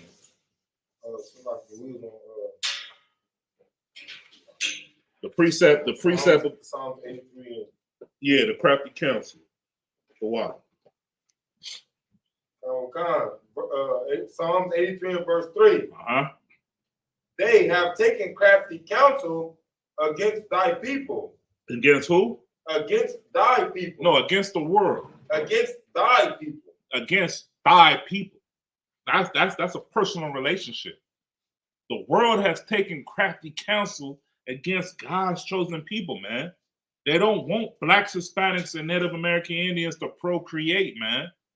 Like I said earlier in the class, I don't even remember when they shifted the month of June from being Juneteenth.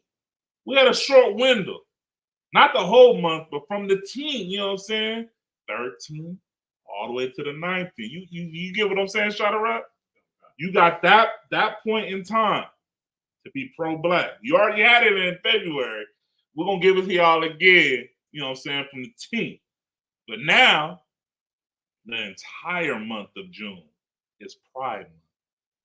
Y'all see the crafty counsel, right? You can't be a nigga no more in America, man. You gotta be a soft type of nigga. You know what I mean? And I.S.U.P.K, there ain't no soft niggas, man. Right. And on no type of circumstances. Everybody understand? Like I said earlier, you're gonna fight whether you want to or not, whether it's spiritual, physical, mentally, psychologically, you gonna fight. Because that's what the Lord is already embedded in your DNA, you being an Israelite. And this go for the sisters too as well. You gonna fight. You gonna have to fight off them butches or what they call them, dykes, dutches, whatever, them sisters that carpet, you know what I'm saying? Them rough, like General Muhammad said, them jailhouse nigga sisters. So you gonna have to fight off them sisters, man. Go ahead, Malak, man. Like, so not to sidebar too much, I wanted to ask since you brought that out, right? Hey, none of them fighting to use the men's restroom. They for sure not waiting in that line for the urinal at all. It's a lot here. But everybody understand, man. This is that crafty counsel. So now, since we got the crafty counsel, let's jump back into Proverbs. Did you already finish verse 35, young man? No. All right, so drop down to verse chapter 4, verse 1 and 2. And then somebody else can go to somebody else can pick up 5 through 14 for me. The book of Proverbs, chapter 4, verse 1. Hear ye, children. Hear ye what? Ye children. Listen, why does the Most High call the nation of Yasharallah, the nation of Israel, blacks and Hispanics and Native American Indians? Why he say children? Who want to take a shot? Go ahead, young man. Because we're going to be taught like children. You have to be taught like children. You have to, as General Muhammad would say, you have to be unbrainwashed. You have to have your brain cleansed. You understand? Because your mindset was already filthy. You thought a certain way and you thought that this was acceptable. So therefore what? You behaved a certain way. Hell, I'm gonna let my pants hang below my buttocks. I'm going to blue is my favorite color. If I see anybody with red on, I'm tripping on them. If I see another Hispanic, I'm tripping on them. I have a homeboy in the world, and he swears up and down that he's not Hispanic, but he's Hispanic, and he hates other Hispanics. But after our friendship and me befriending this brother, I've taught this brother that you cannot hate the Hispanics. And he's talking about brothers that are specifically born and raised in Mexico that come here for a better life. And I'm like, brother, them is your ancestors. Right. Those are your uncles and your cousins and your nephews and brothers that you have never met that come from the same lineage as your father. Those are your father's peoples. So how can you hate them? You understand that crafty counsel goes deep. It cuts way deep, man. That's a deadly blow, that crafty counsel. Imagine talking to a Hispanic brother that's born and raised in America that says that he hates Paisas. Nigga, you was a Paisa. Right. Nigga, you came from a Paisa. How you gonna hate your brothers and sisters that you never met? Boy, that crafty counsel goes deep, man. Deadly blows right there. Just like we brought out earlier, Shadarad. You know what I'm saying? This is a real spiritual warfare. This is a warfare that brothers have to be equipped with. And the only way you could be equipped with fighting this war is an I.S.U.P.K. Go ahead, Malak. So like, sir, is this a precept for what Christ is talking about? You must be born again? You could use that. Because in order to be born again, you have to get this knowledge. Because before you was destroyed. You was dead to the world. Like, not to the world, you was dead to the Most High. Because you didn't even think of the Most High. You only thought about yourself. You only thought about what you was going through. And that is so that's not even a grain of salt. What you going through. Pity me. How I feel.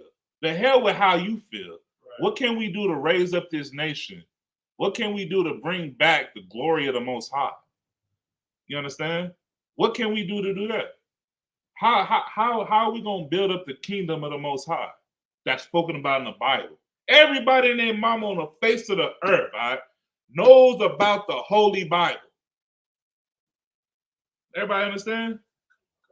But nobody knows the Holy Bible, especially not blacks, Hispanics, and Native American Indians. They don't know that we God's chosen people. They don't know how to deal with one another. Because if we do, guess what? We already got the kingdom of heaven. But obviously we don't. So therefore, what we got to do, we got to continue to teach Blacks, Hispanics, and Native American Indians how to come back to the Most High, how not to learn the ways of the heathen. Because by us learning the ways of the heathen, that's just pure genocide. That's going to continue. That's going to continue this alphabet community. They're going to start inventing garbage that has nothing to do with anything. Right. Pretty soon they listen. Mark my word. Pretty soon they're going to teach that male animals have sex with other male animals. And that is acceptable. Right. That Gary the lion is sleeping with Sam the lion. And that goes against nature. Hell, it's certain fruit trees, avocados. You have to have a male avocado tree planted, and you only can have one. Polygamy. Planted amongst not other male avocado trees, but other female avocado trees. That goes against Mother Nature. Right. If you have other male avocado trees, because what? Those female avocado trees will not what? Bring forth avocados, which is fruit. Come on, man. Salaki. Where we at, man? Where we at? The book of Proverbs, chapter 4, verse 1. Go ahead. Hear ye, children, the instruction of a father. Of a what? Of a father. No, of a mother. Of a father. No, the mother that believes that Father's Day is about her. Of a father. No, of a mother, of a woman that's trying to be a man. Of a father. No, of a man that's trying to be like a woman. Of a father. No, of a man that has breasts that's on a White House. That's in a White House. Of a father. Man, it says, hear ye. Instructions of a what? Of a father. That's structure right there. Are we not in the Old Testament? Do I have to go to the New Testament to where Christ broke down the structure of a household? I don't think I have to. So read it again. Hear ye, children, the instruction of a father, and attend to no understanding. And to do what? And attend to no understanding. What does that mean? What does it mean to attend something? If you would, go ahead, young man. No, go ahead. To attend? Yeah, come on. Show up. To do what? To show up. To show up to do what, though? You attend something, you showing up to do what? To do what? To learn. Nah, the brother hit her. Get that young man. That young man is learning. You attend class to not just sit in class and just sit there. You're going to pay something. Who knows what you're paying? You paying attention to show understanding. You understand that 2 + 2 = 4 and not 55. You know what I'm saying? You showing up to show that you understand. You understand these laws, statutes, and commandments. You understand what's lawful and what's unlawful. You understand that you can't eat the swine. Not because in the world, raise your hand if you ate swine in the world. Everybody, right? You come into the truth. You understand that swine is a filthy animal. Right. Filthy. You understand that swine has a specific job. Do you continuously eat the swine? Knowing the specific job that the Most High has placed on the swine. Do you continuously eat the swine? No. Exactly. Give him a lot more round of applause. You understand. You understand that as a boy, you grow fond of women. You grow fond of female. You're not looking at your homeboy Marquise like, that boy Marquise pretty with the braids. No. You're more interested in Marquise's sister. Right. Man, she got a little shape to her. And you a young lad. You a young brother. You barely hitting puberty. You already have natural instinct. You have a natural understanding. Learn not the ways of the heathen, man. You learn the ways of the heathen, it causes pure destruction. It causes chaos. Those brothers and sisters that are lost in the alphabet community, their life is chaotic. They have to get certain medications to try to alter their hormones. They have to get certain medications to keep them off of certain diseases.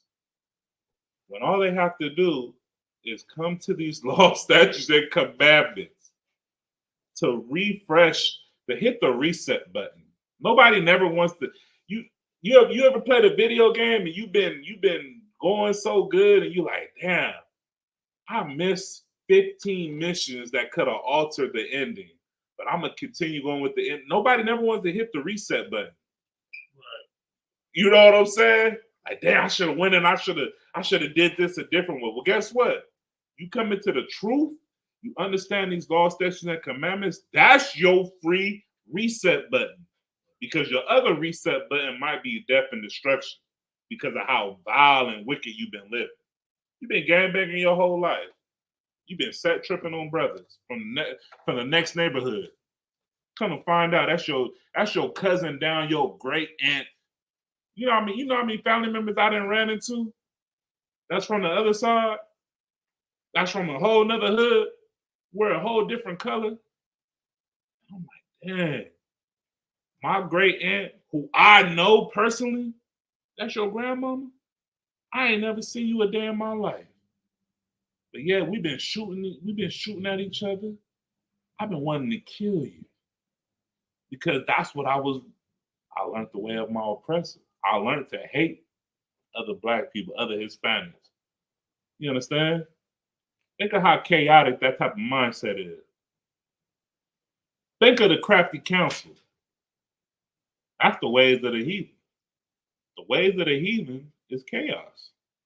The ways of the Lord is structure, a sound mind, sound foundation. That's going to give you longevity. Now, instead of me beefing with my distant relative that I didn't even grow up with, but we kin. But we've been shooting at each other our whole damn life. Man, imagine if I never had beef. Imagine if I never shot at you. And you tell me your beef with some Edomite. And we ran that Edomite out the neighborhood and I helped save. I didn't even know my great aunt was, I'm just giving an example, all right? I didn't even know great aunt was losing a house before she passed away. But yet I'm shooting at the same house. You see how chaotic that type of mindset is? Come on, man. Blacks, Hispanics, and Native American Indians, you have to come back to these laws, statutes, and commandments. You have to turn to the Lord, you understand? Before death and destruction is upon you, man. Where we at, The book of Proverbs, chapter 4, verse 2. Mm-hmm. For I give you good doctrine.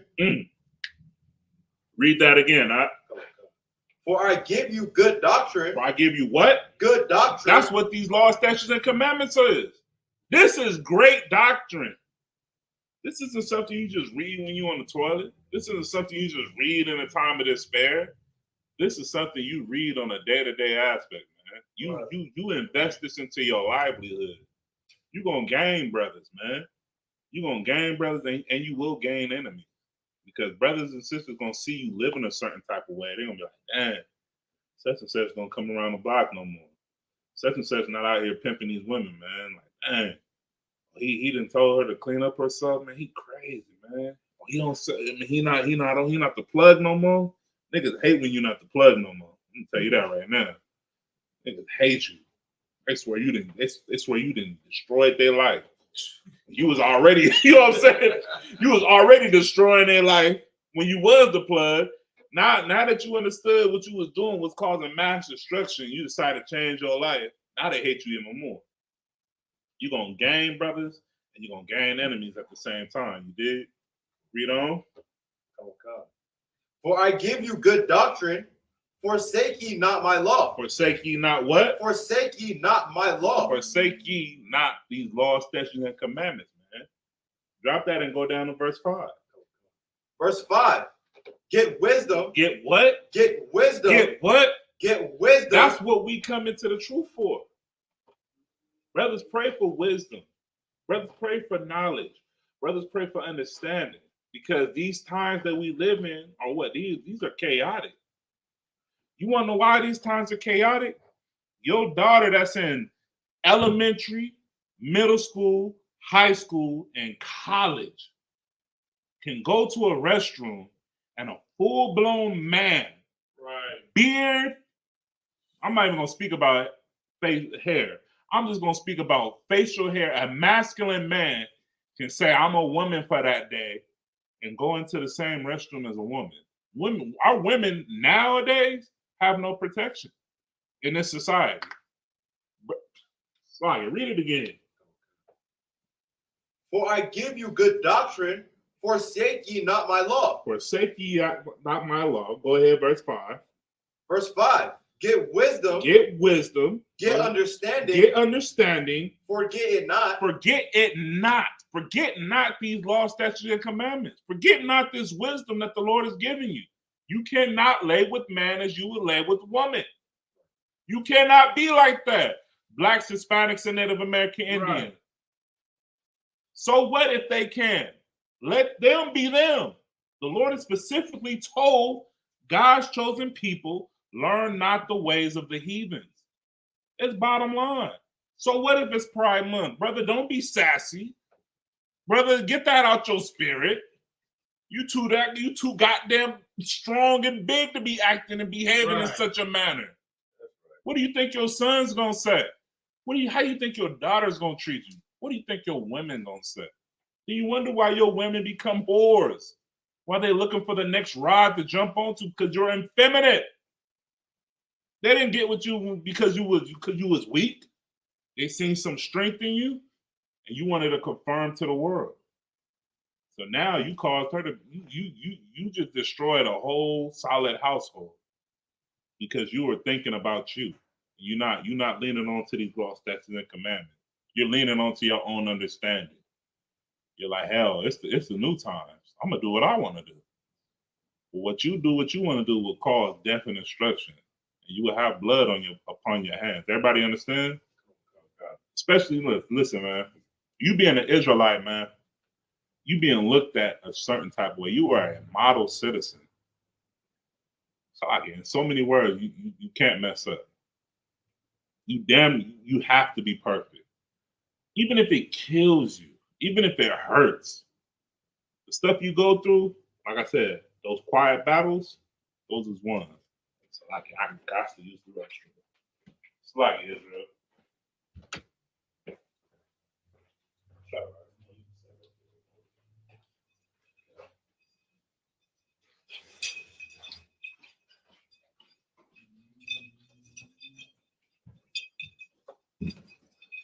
This piece off the Shadow Rock.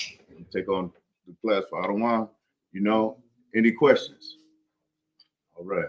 So this is what we do have to know. This is what we have to learn. These battles we have are real. Right. This spiritual warfare goes in many aspects, each and every aspect of the society that we live in. We have to be strong for our families. We have to make sure that we keep in these laws. These laws are so powerful, but the Christian church says, no, don't keep these laws. The laws are done away with. You don't have to do this. You don't have to do that. I was speaking with a Christian. The Christian said, yeah, they pointing up in the sky. The Most High is going to do it for me. The Most High is going to do it for me. Well, Negro, what are you going to do? What, you just going to sit there? What are you going to do? That's not the spirit of a man. That's not the spirit of masculinity. That's not the spirit of the Lord. In Exodus 15:3, somebody get Exodus 15:3. You understand? That's not the spirit of masculinity. Why in the UPK we got the saying called boots, braids, and beards? Boots, braids, and beards. Does that sound like some effeminate stuff? Does that sound like the LGBTQ? No. That sounds like brothers ready to go for war. Right. And we need to be ready to go for war in our nation because our nation is at war, been at war since we got off them slave ships. Matter of fact, let's take it back to Egypt. We've been at war since Egypt. All right, when the pharaohs was making us build his treasure houses. You got that read? The book of Exodus, chapter 15 and verse 3. The Lord is a man of war. The Lord is what? The Lord is a man of war. No, he got that slick pimp suit in church. What? The Lord is a man of war. No, he's your pastor pork chop. What? The Lord is a man of war. The Lord is a man of war. Understand that. Get that straight.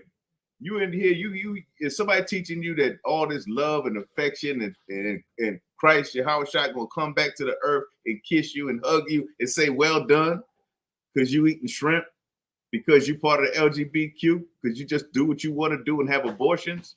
You got another thing coming. Continue. The Lord is his name. The Lord is his name. And in the Hebrew, it's Yahweh. Understand that. You know, that's what it is. I don't want to go this back.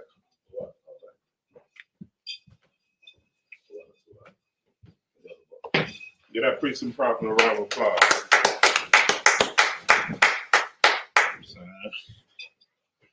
All right. So what's the last precept we was just touching on? Proverbs 4:2. Come, you could. The book of Proverbs, chapter 4, verse 2. Okay. For I give you good doctrine, forsake ye not my law. Forsake ye not my law. You understand?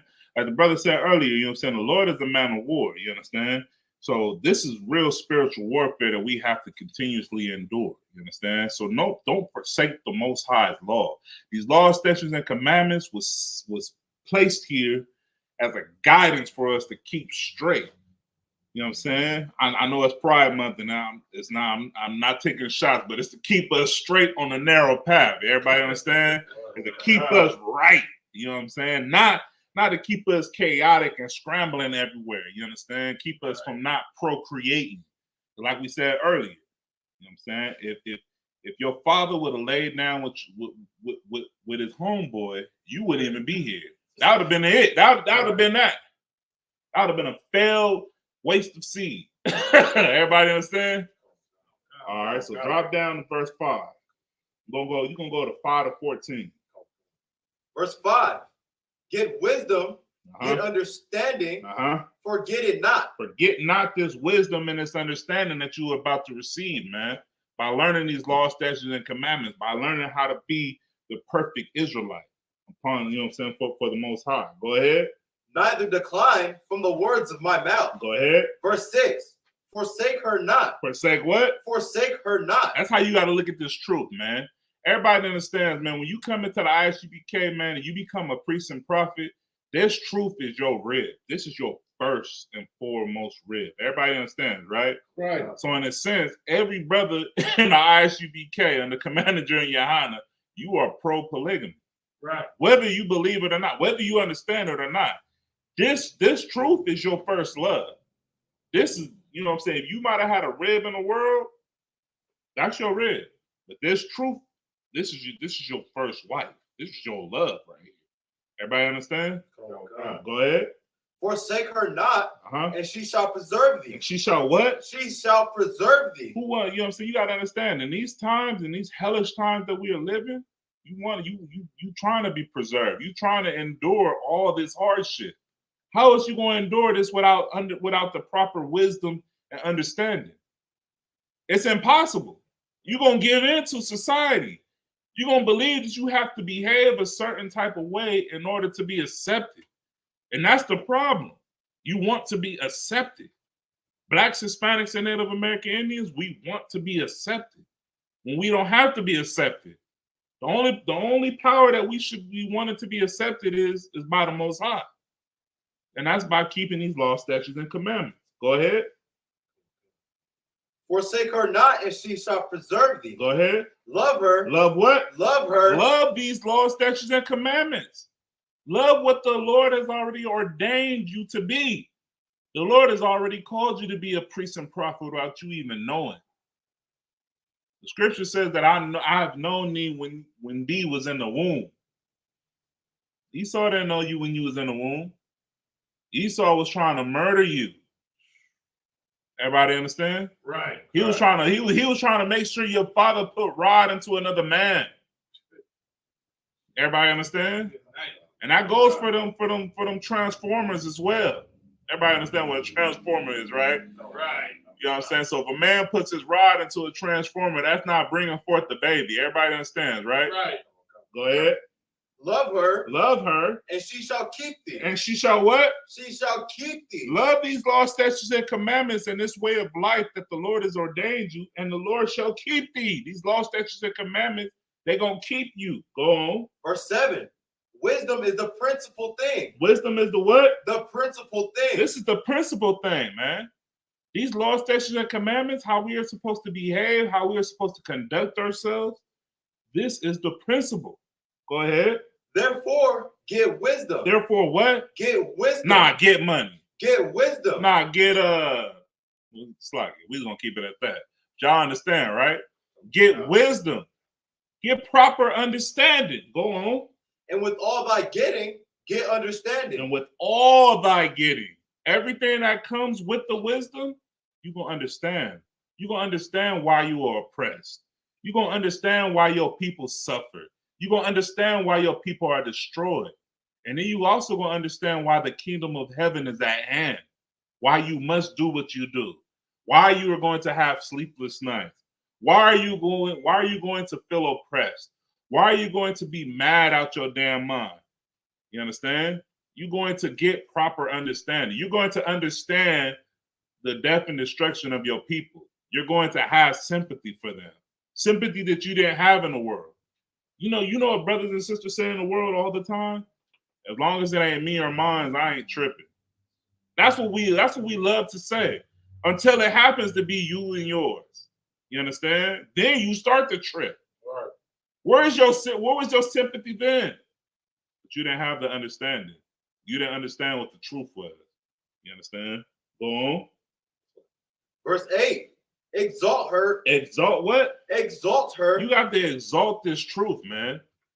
You know what I'm saying? When brothers and sisters ask why, man, you didn't want to take it was Trans Day or whatever the hell they got going on for Pride Month. You didn't want to take one of those cupcakes? No, I know. No, the Lord that I serve requires me not to partake in any of these customs. No, I don't agree with that. No. I'm not for that. You got to exalt this truth, man. And when you exalt this truth, man, that's the same. You remember you was in a Christian church and they said, "This little light of mine, I'm gonna let it shine." That's this light. You gotta exalt this truth. Let that light, let the truth shine. Let them hate you for you being righteous. Exalt the truth. Everybody understand? Go on. Exalt her. And she shall promote thee. She shall bring thee to honor. And she shall bring thee to what? To honor. Because you know how they're going to honor you? Because your sons are not going to be laying with other men. Your sons not going to be chasing after boys. Your sons are going to have much women. You're going to be a grandfather of much grandchildren. That's a righteous thing. That's beautiful. Especially if you have sons. You have a daughter, your daughter's going to only know one rod. That's a beautiful thing. Everybody understand? Right. That's glorious right there. Read on. She shall bring thee to honor when thou dost embrace her. When thou what? Dost embrace her. And that's how when you embrace this truth, how do you embrace this truth? You teach these laws, statutes, and commandments in your household. You embrace this truth by living this truth, man. You don't overdrink yourself. You got cousins and stuff or whatnot in the world that's doing drugs, out hitting licks, out, plotting. You don't partake in them things. You be that black sheep in your family. You embrace the truth. Man, you always got something to say. You wearing a mitri. They don't know it's a mitri. They call it a turban. Right. You know what I'm saying? Man, you kicking it with Mexicans. Man, you've been beefing with Mexicans all our whole life. Man, you call the Mexicans your brothers. You say that's your family. They start looking at you strange. You like, yeah, I love all of the 12 tribes. They got the baddest women. They're like, man, you don't, Shelly, man, that's that white girl, you know what I'm saying? No, I don't want that pig. You start, you know what I'm saying? You embrace the truth. You embrace it. They're going to see you. Read on. Let them know where you at. Verse 9. She shall give to thine head an ornament of grace. A crown of glory shall she deliver to thee. A crown of what? A crown of glory shall she deliver to thee. And that's how they're going to look at you. They're going to be like, man, this brother walks different. This sister walks different. You know what I'm saying? They walk as if a crown is upon their head. That's because you understand that you belong to a higher a higher power, man. You don't belong to the world. The world will treat you as such. And how does the world treat us? The world treats us as garbage. Right. So therefore, we behave as such. How do we behave as garbage? We start doing everything that the world does under the sun. We're the best at being a filthy abomination. Everybody understand? We do it the best. We gangsters, ain't nobody even thinking about the old school Italians or Irish mobs, and ain't nobody thinking about that. Everybody talking about Crips and Bloods out here on the West Coast and essays. Everybody understand? Ain't nobody talking about the first gangsters that came here as immigrants. The Irish came to the East Coast as immigrants, and they ran the East Coast crazy. The Irish, the Scottish, who else am I missing? Shadarat? The Italians, the Godfather. Go ahead, Shadarat. The Irish were actually the first mafia, Sullivan, and then it was the Jewish. Right. That was Von Lansky and them. And then it was the Italians were the last Irish, right? The last mafioso to be mafioso, like the Gambinos. Right. You know, they came on immigrants to New York City. They came as immigrants. Where are their goddamn green cards? Right. You understand? Where's ICE for them? Right. Them the ones that need to be locked up. Because obviously they have, man, their descendants have lived a beautiful life in this land that was stolen, and they have flourished. Them the ones that need to be locked up in them detention centers. Am I right? You understand? Go ahead, Shadarat. Telling everybody they don't belong here. You don't belong here. Go back to your country. Exactly. Go back to where you ran from. Ships in the New York Harbor. Exactly. You know, you was in the New York Harbor, and the ships coming on them stinking ships, and with all them diseases you have, with everything. I remember being raised coming through the subways when I was a young boy, and it's raining outside. We in the subways underground. I'm smelling dog. I'm smelling like a dog. You know what a dog? Right, a wet dog at that, right? And I'm noticing I'm on a train full of Edomites. Right. And I'm like, what's that dog? They said, well, be quiet, because that was dumb. Right. When they get wet, that's what they smell like. Exactly. You know, that's not a racist statement. That's true. Exactly. That's how they smell when they get wet. Malakma, you have something you want to say? No, I was just going to touch on what Shadarat said. The Jewish man was being on talk about the gangsters. You're right. The Italians and Jewish man as well. You know what I'm saying? Read on, brother. Okay. Sorry. Let them know where you at. Verse 10.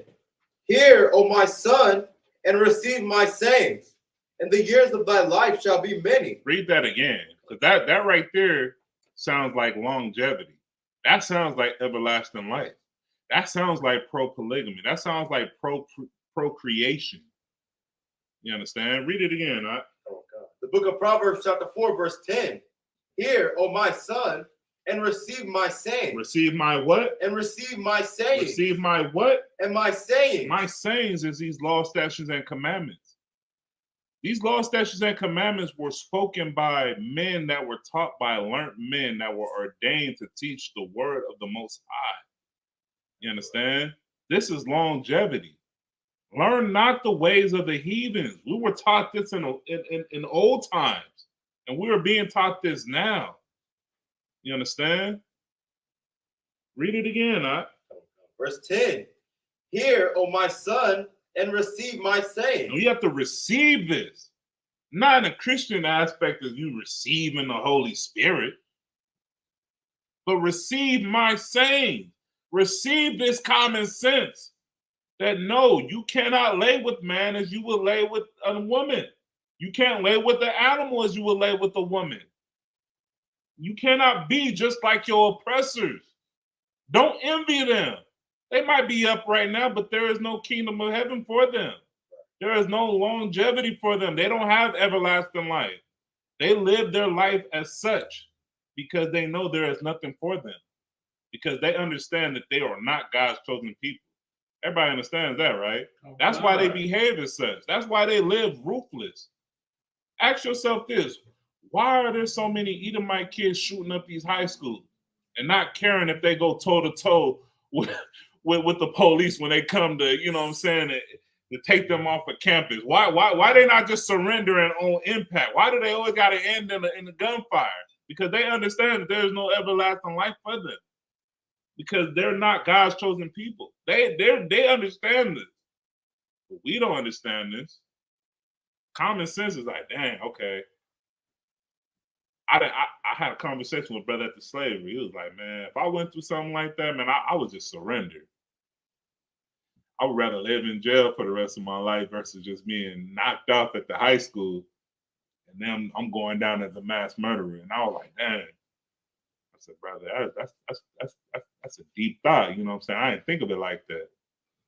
And I'm like, dang, why don't white kids? You know, like why don't either of my kids? You know what I'm saying?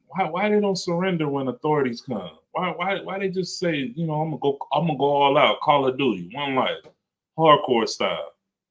Why? Because they understand that there's no everlasting life for them. Right. They understand that they're not God's chosen people. That's a whole nother psychological thing. You understand? It's deep. Go ahead, Shadrach. Just like Christ told him, he's a murderer from the beginning. He's a murderer from the beginning. So he's already setting this. This is in his DNA makeup.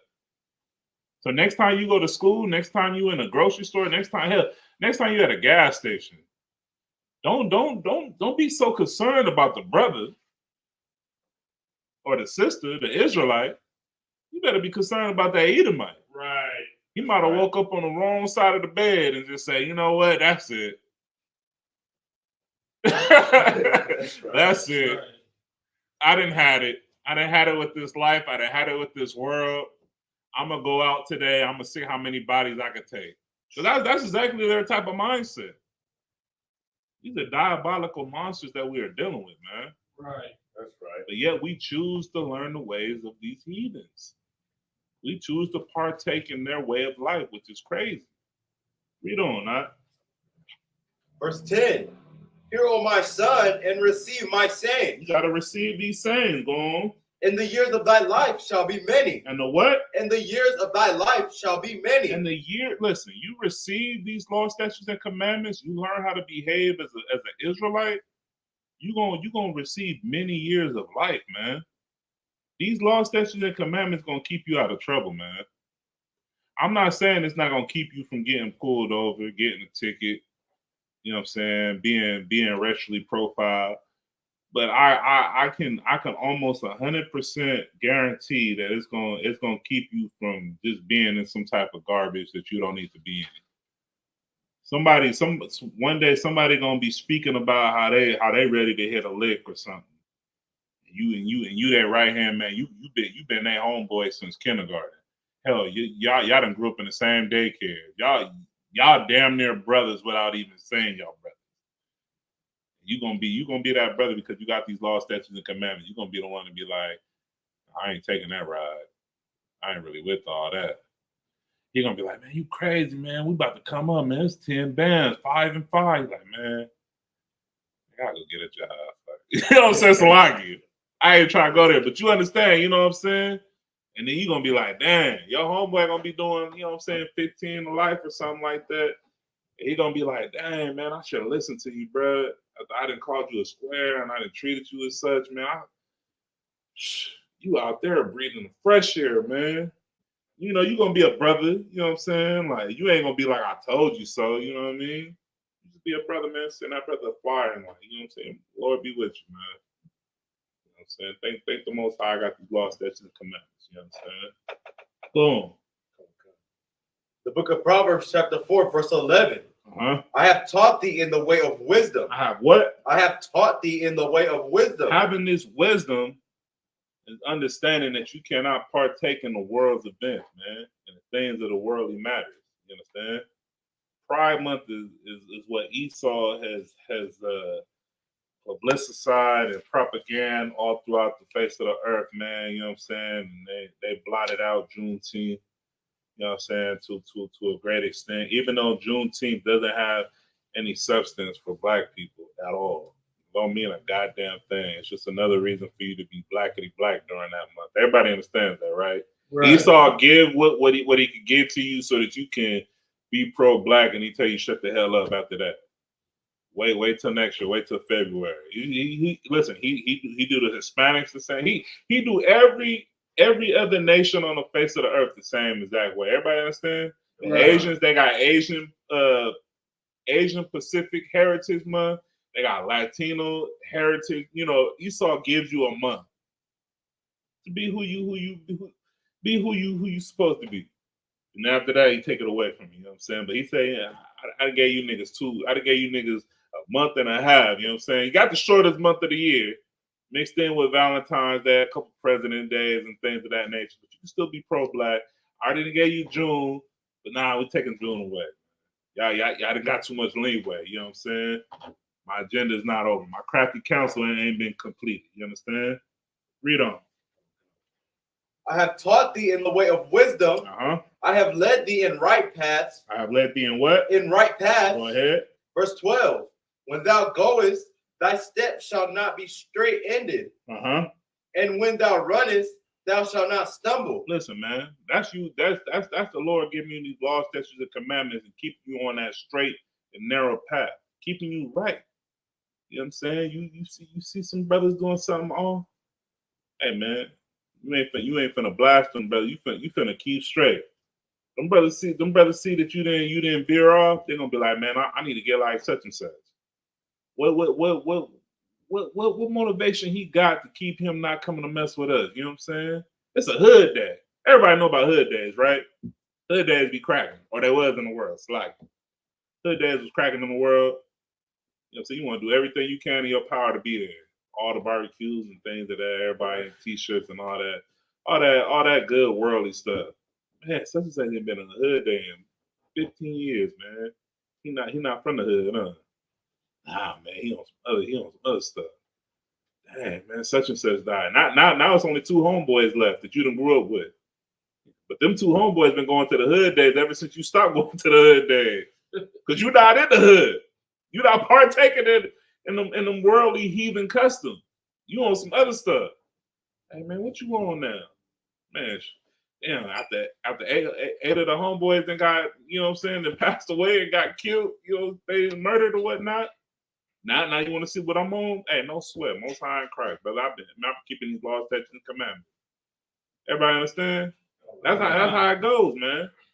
Unfortunately, man, and listen, I know it's a laughing matter, but it until it happened to you, it really do hit home. It hurts to a certain extent, but that's a warrior's hurt. You know what I'm saying? You lose comrades. You lose comrades in the world. You understand? The best thing to do is to stay solid, keep these laws, statutes, and commandments, and be that light at the end of the tunnel so that you can save brothers and sisters.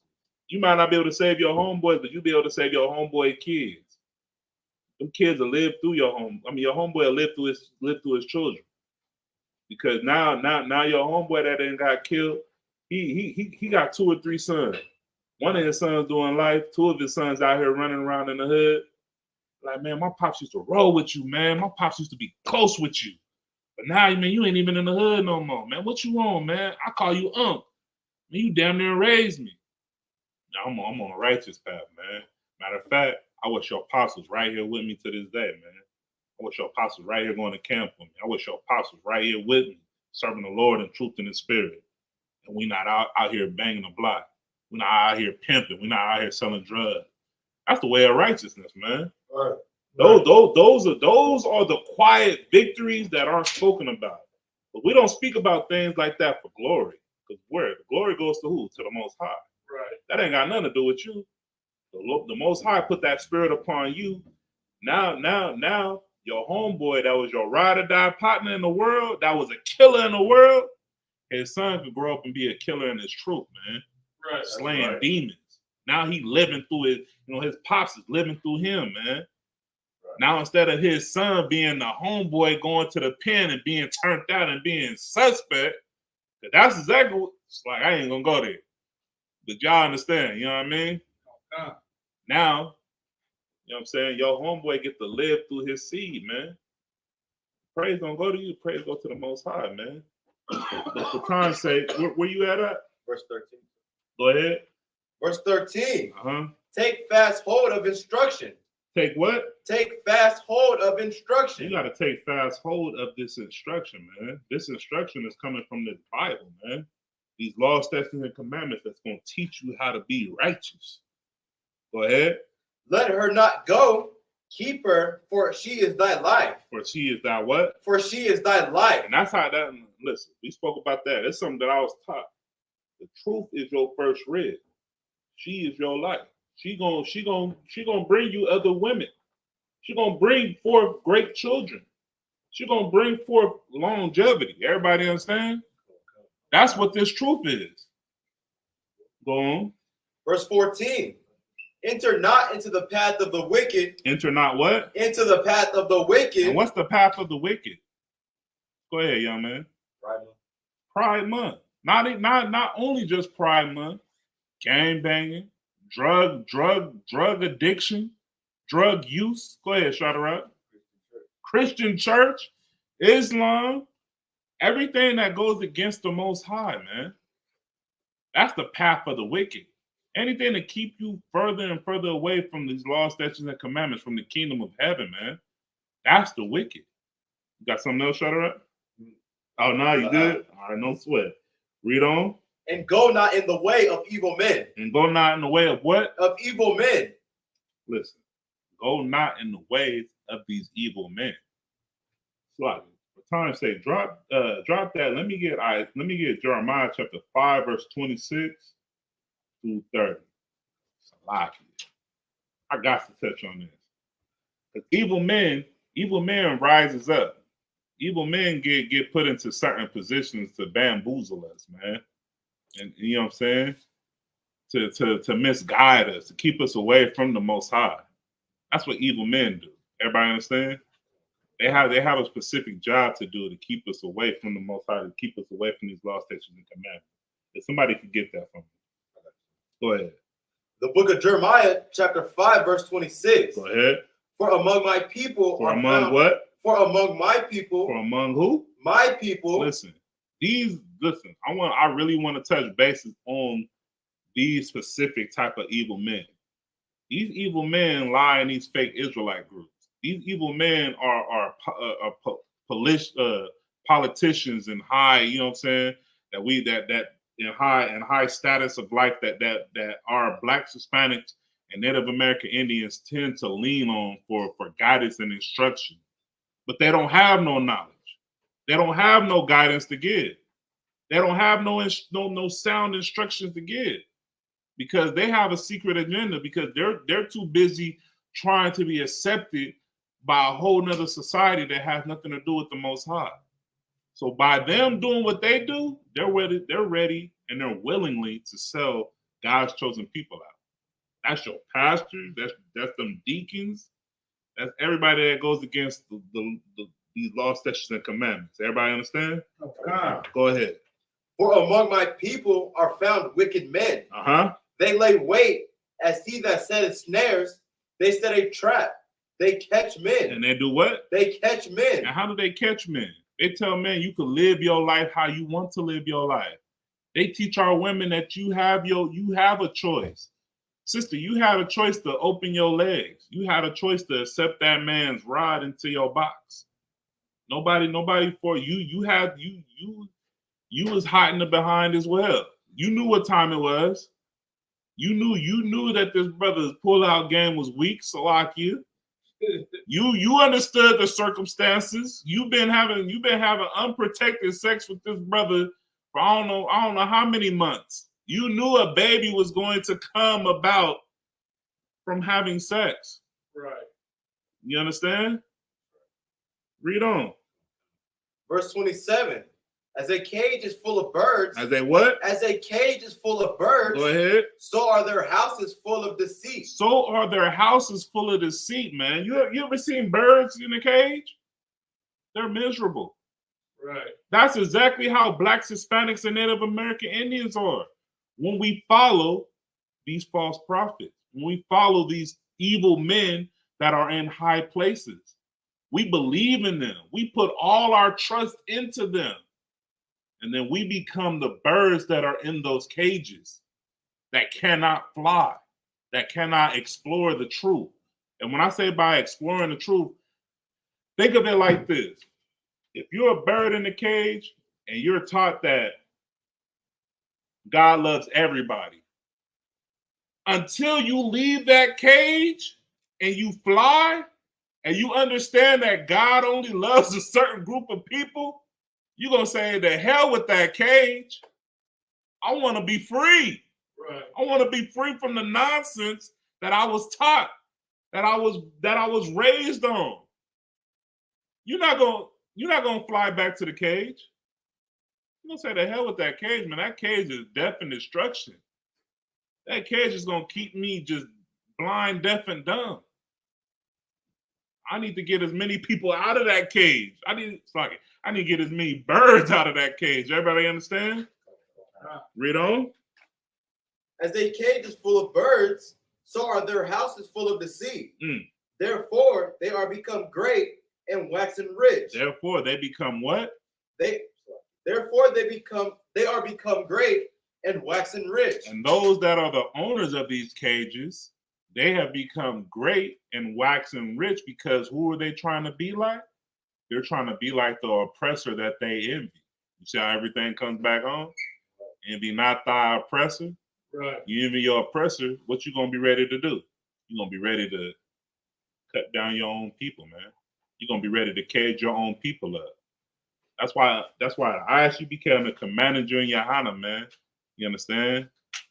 We not out here to cage our people, man. We out here to teach our blacks, Hispanics, and Native American Indians the solid truth.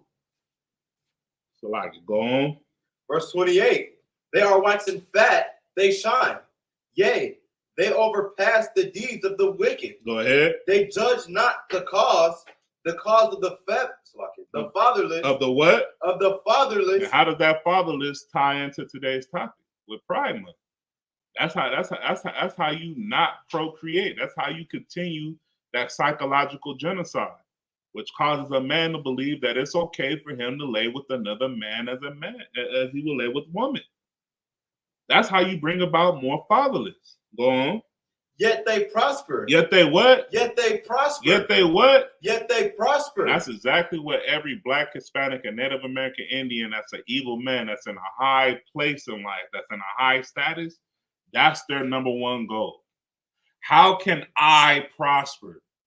Not how can I benefit, how can I help the nation benefit, but how can I prosper? Like Shadrach brought out earlier, how can I get the house with the white picket fence? What do I gotta do? Who I gotta undercut? Who I gotta keep deaf, dumb, and blind? Who I gotta keep away from the Most High? What I got to do to make sure me and mines is okay? Because if it doesn't happen to me and mines, I'm not concerned. Understand who you follow. You want to follow righteousness. You want to follow these laws, statutes, and commandments. Go ahead. Yet they prosper, and the right of the needy do they not judge. Go ahead. Verse 29. Shall I not visit for these things? Hold it right there. That's the Lord speaking. You got to understand, man. What you said earlier, Shadrach, before when I went to the restroom? The Lord is a man of war. The Lord is a man of war. You're going to have to fight regardless. Read that again. Shall I not visit for these things? What that sound like? You did all these abominations upon the face of the earth. You did my peoples like this. You don't think I'm going to come see you? I'm going to come see you. I'm going to come deal with you personally. And I'm going to send men to come deal with you. Righteous men, trained men, men with proper wisdom and understanding. Men that know that I am the Lord, their God. I'm going to come see you. That's why the scripture says that our flesh is not just flesh and bone, flesh and blood or whatnot. And this is a real spiritual warfare, man. You understand? More of the classes. Keep these laws, statutes, and commandments. Learn not the ways of the heathen. You know what I'm saying? And cleave on to the Lord, man. Love this truth as your first rib, man. Everybody understand? Don't sweat. Any questions before I end the class? Everybody to wild?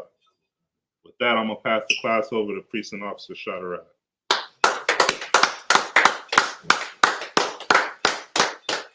Men of Israel, mind you. Let's face the teacher.